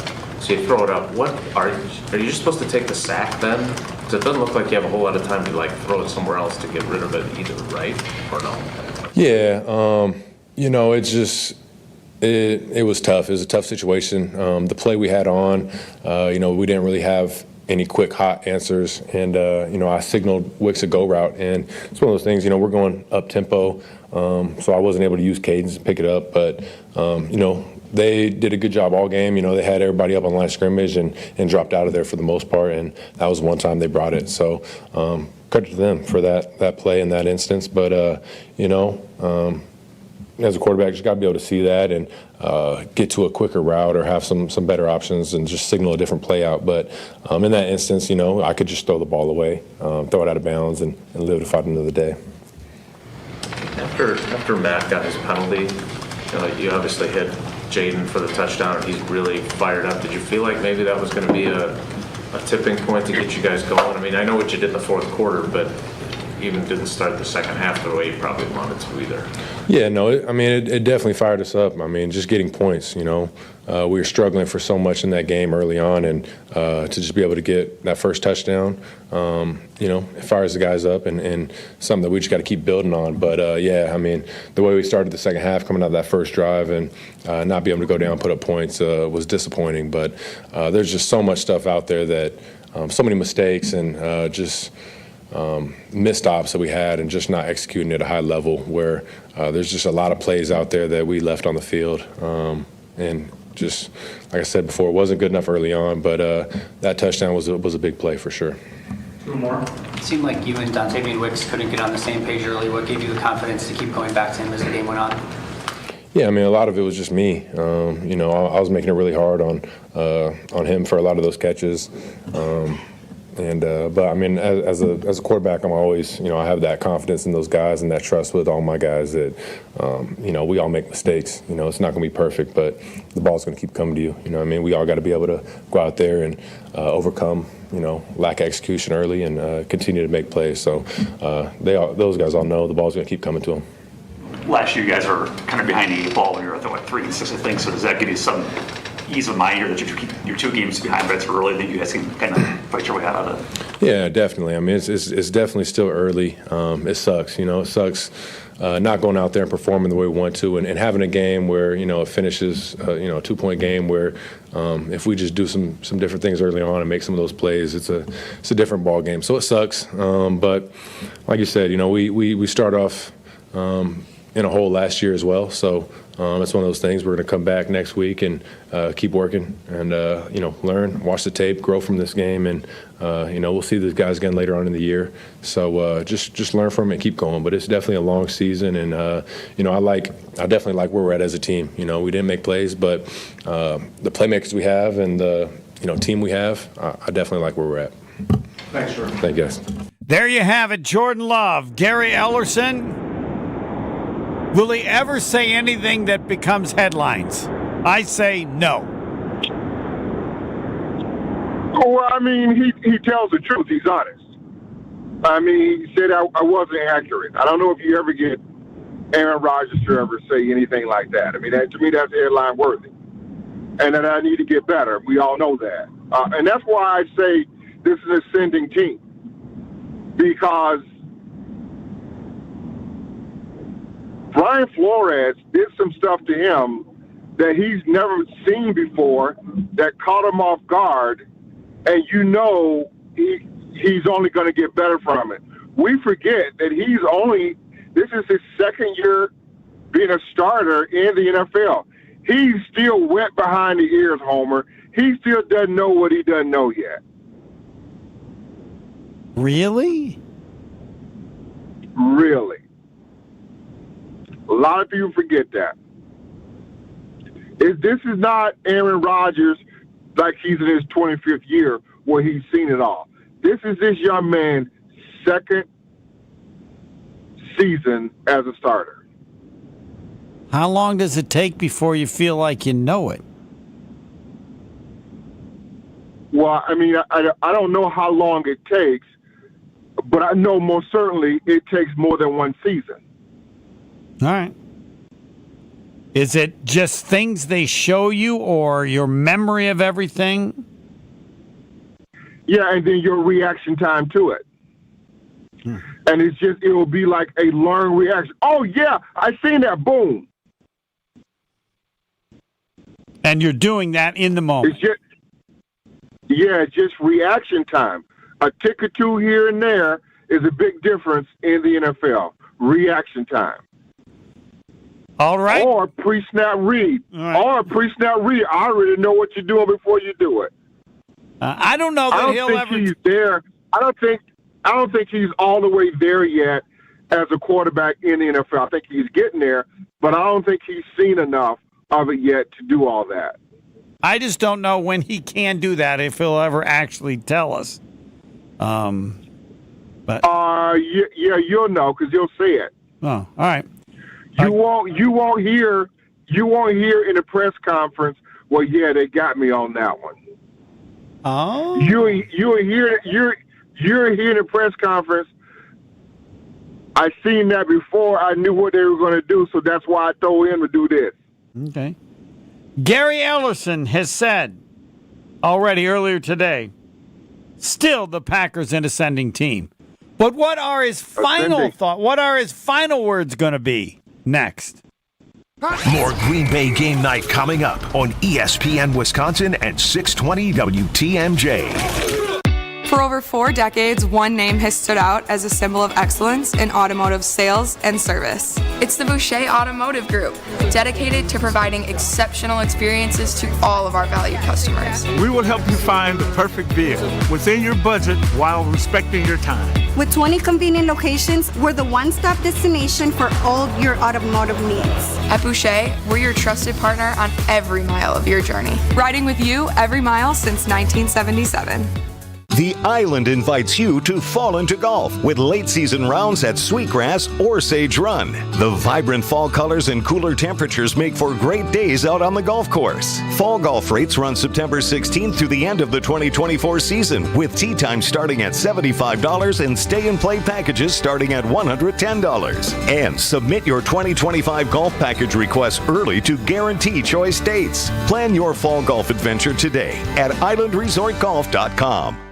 Tito's Handmade Vodka is America's favorite vodka for a reason. From the first legal distillery in Texas, Tito's is 6 times distilled till it's just right. And naturally gluten-free, making it a high-quality spirit that mixes with just about anything. From the smoothest martinis to the best Bloody Marys. Beyond the bottle, Tito's has gained a reputation for giving back, teaming up with nonprofits around the world to serve its communities and do good for dogs. Make your next cocktail with Tito's and learn more at Tito'sVodka.com. 40% alcohol by volume, namely 80 proof, crafted to be savored responsibly.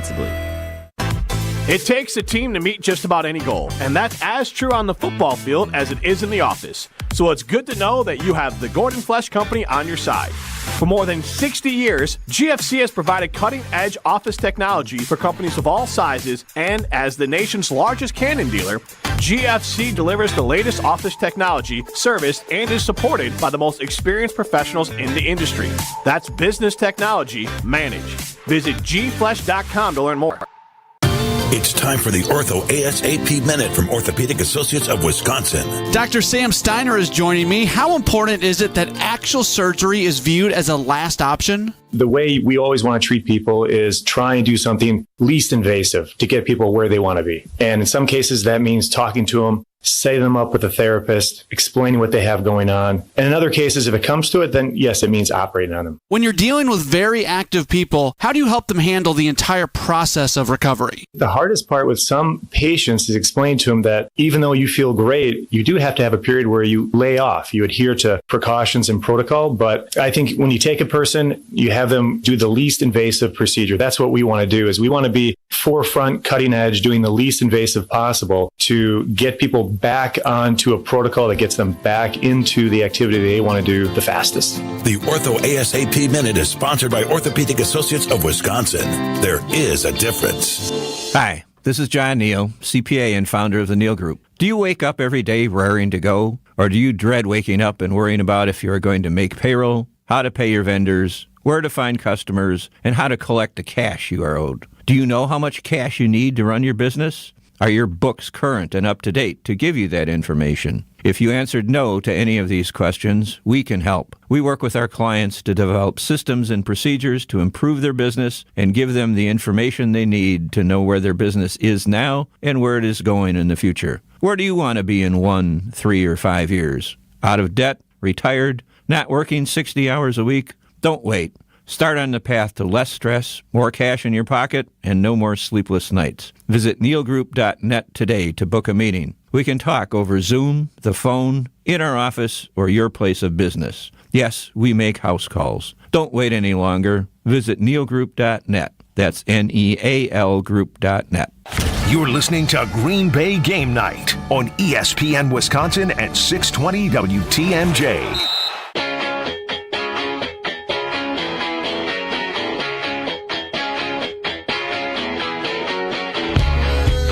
The Bodabox Wine Line. Good performance for all of you. Packers lose by 2 to the Vikings after trailing 28-0 at one point in the game. They lose 31-29. The final words from Gary Ellerson.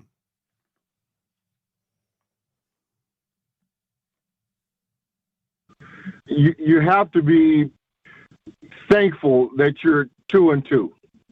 Really, I mean, your starting quarterback goes down. Matt LaFleur has been absolutely incredible, gaining 2 game plans for Malik Willis, and now you're at 2-2. I still think you're ahead of the curve. So, I mean, there's a lot of season left. Jordan Love will continue to get better. I still think Jeff Hafley, that defense will continue to get better. One thing I'm not confident on as of yet is Braden Narveson, whether he will ever come around. They need to get that fixed before it becomes a real problem, and you can't get back to a Super Bowl with Jordan Love. I do want to mention to you, Gary, and curious, the Packers at 2-2, now at the Rams, host Arizona, at home against Houston, and then at Jacksonville. They very easily or should be 6-2 after 8 games. Yeah, it feels that way if you look at how everybody's playing on that schedule. But the NFL has just been weird this year. I mean, so far, and it's going to be like that early on. I think the cream will rise to the top, as one of my coaches would say, but it will all shake out. The teams will be as good as they're going to be, most certainly within 8 weeks. I am assuming and pretty comfortable. Have they given us a time for the game next week, Pebble? I believe it's 3:25. Yes. Yeah. So I hope no, that's not late enough for me to fall asleep. We've had these great noon games, and the next one at 3, and you will be a part of it. Thanks, Gary. All right, buddy. Gary Ellerson. Of course, he is like 100 other shows as well. I did want to go through these scores. The Packers are 2-2. Falcons beat the Saints 26-24 in Atlanta. Both those teams are 2-2. The Bears are 2-2. They won at home over the Rams 24-18. The Rams are 1-3. The Vikings with the win, now 4-0. The Colts defeated the Steelers. Steelers first loss. Colts 2-2 because why did they win? Joe Flacco playing again. Colts over the Steelers, 27-24. Steelers first loss. Aaron Rodgers and the Jets lost 10-9 to the Broncos. Both those teams are 2-2. Eagles are 2-2. They got crushed by Tampa Bay. Tampa Bay at home, 33-16. They're 3-1. Baker Mayfield threw for 350 yards. The Bengals won their first game, won at Carolina, 34-24. Both those teams are 1-3. The Jaguars, Doug Peterson. Somebody asked him, is he going to get fired? The question is not if, but when. Texans are now 3-1. They beat the Jaguars 24-20. The Jaguars were ahead most of that game. The surprising team, other than maybe the Vikings, the Washington Commanders crushed the Cardinals. Commanders 42-14. They're 3-1. The Cardinals are 1-3. The 49ers beat the Patriots. Patriots horrible. 49ers with all the injuries won 30-13. 49ers 2-2. Patriots 1-3. The Raiders beat the Browns. How much longer will Watson? How long before they get rid of Watson's contract? What do you say, Pebble? How long will Cleveland keep paying that? For a while longer? Yeah, not very much longer, I don't think. Yeah. Raiders won. Las Vegas. They're 2-2. Beat the Browns 20-16. The Browns are 1-3. And the Chiefs, they always find a way to win. I think they were down 10-0 at one point. Came back to win in L.A. against the Chargers, 17-10. The Chiefs are 4-0. The Chargers are 2-2. And the game coming up tonight, the Buffalo Bills trying to stay unbeaten. They're 3-0. They're in Baltimore against the Ravens, who are 1-2. You want to take the Ravens, Pebble? You're going to find a way to win? They'll definitely be ahead late in the game. The question is, will they hold on? I will take the Ravens to defeat the Bills. How about you? I'll take the Ravens as well, yeah. That could be the death knell for them. Again, thanks to everybody for listening. Appreciate your support. Mark Tauscher, Jason Wilde, Gary Ellison, all a part of it. It hasn't changed. Packers down 28-0 at one point. Could not come back the way USC did after USC trailed Wisconsin 21-10. A better comp will probably be Georgia trailing Alabama. Yes. And came back to lead. Definitely, yep. And then ended up losing. So the Packers never led. They came back so quickly from 28-0 down, and they were down, and there were still 10 minutes to go as they were down, 6, 22, 28? Yeah.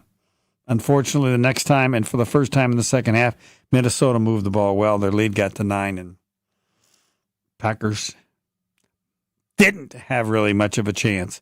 The game, would you agree the game was not as close as the final? It was not, no. 31-29 Vikings over the Packers. To national ESPN soon. My overall experience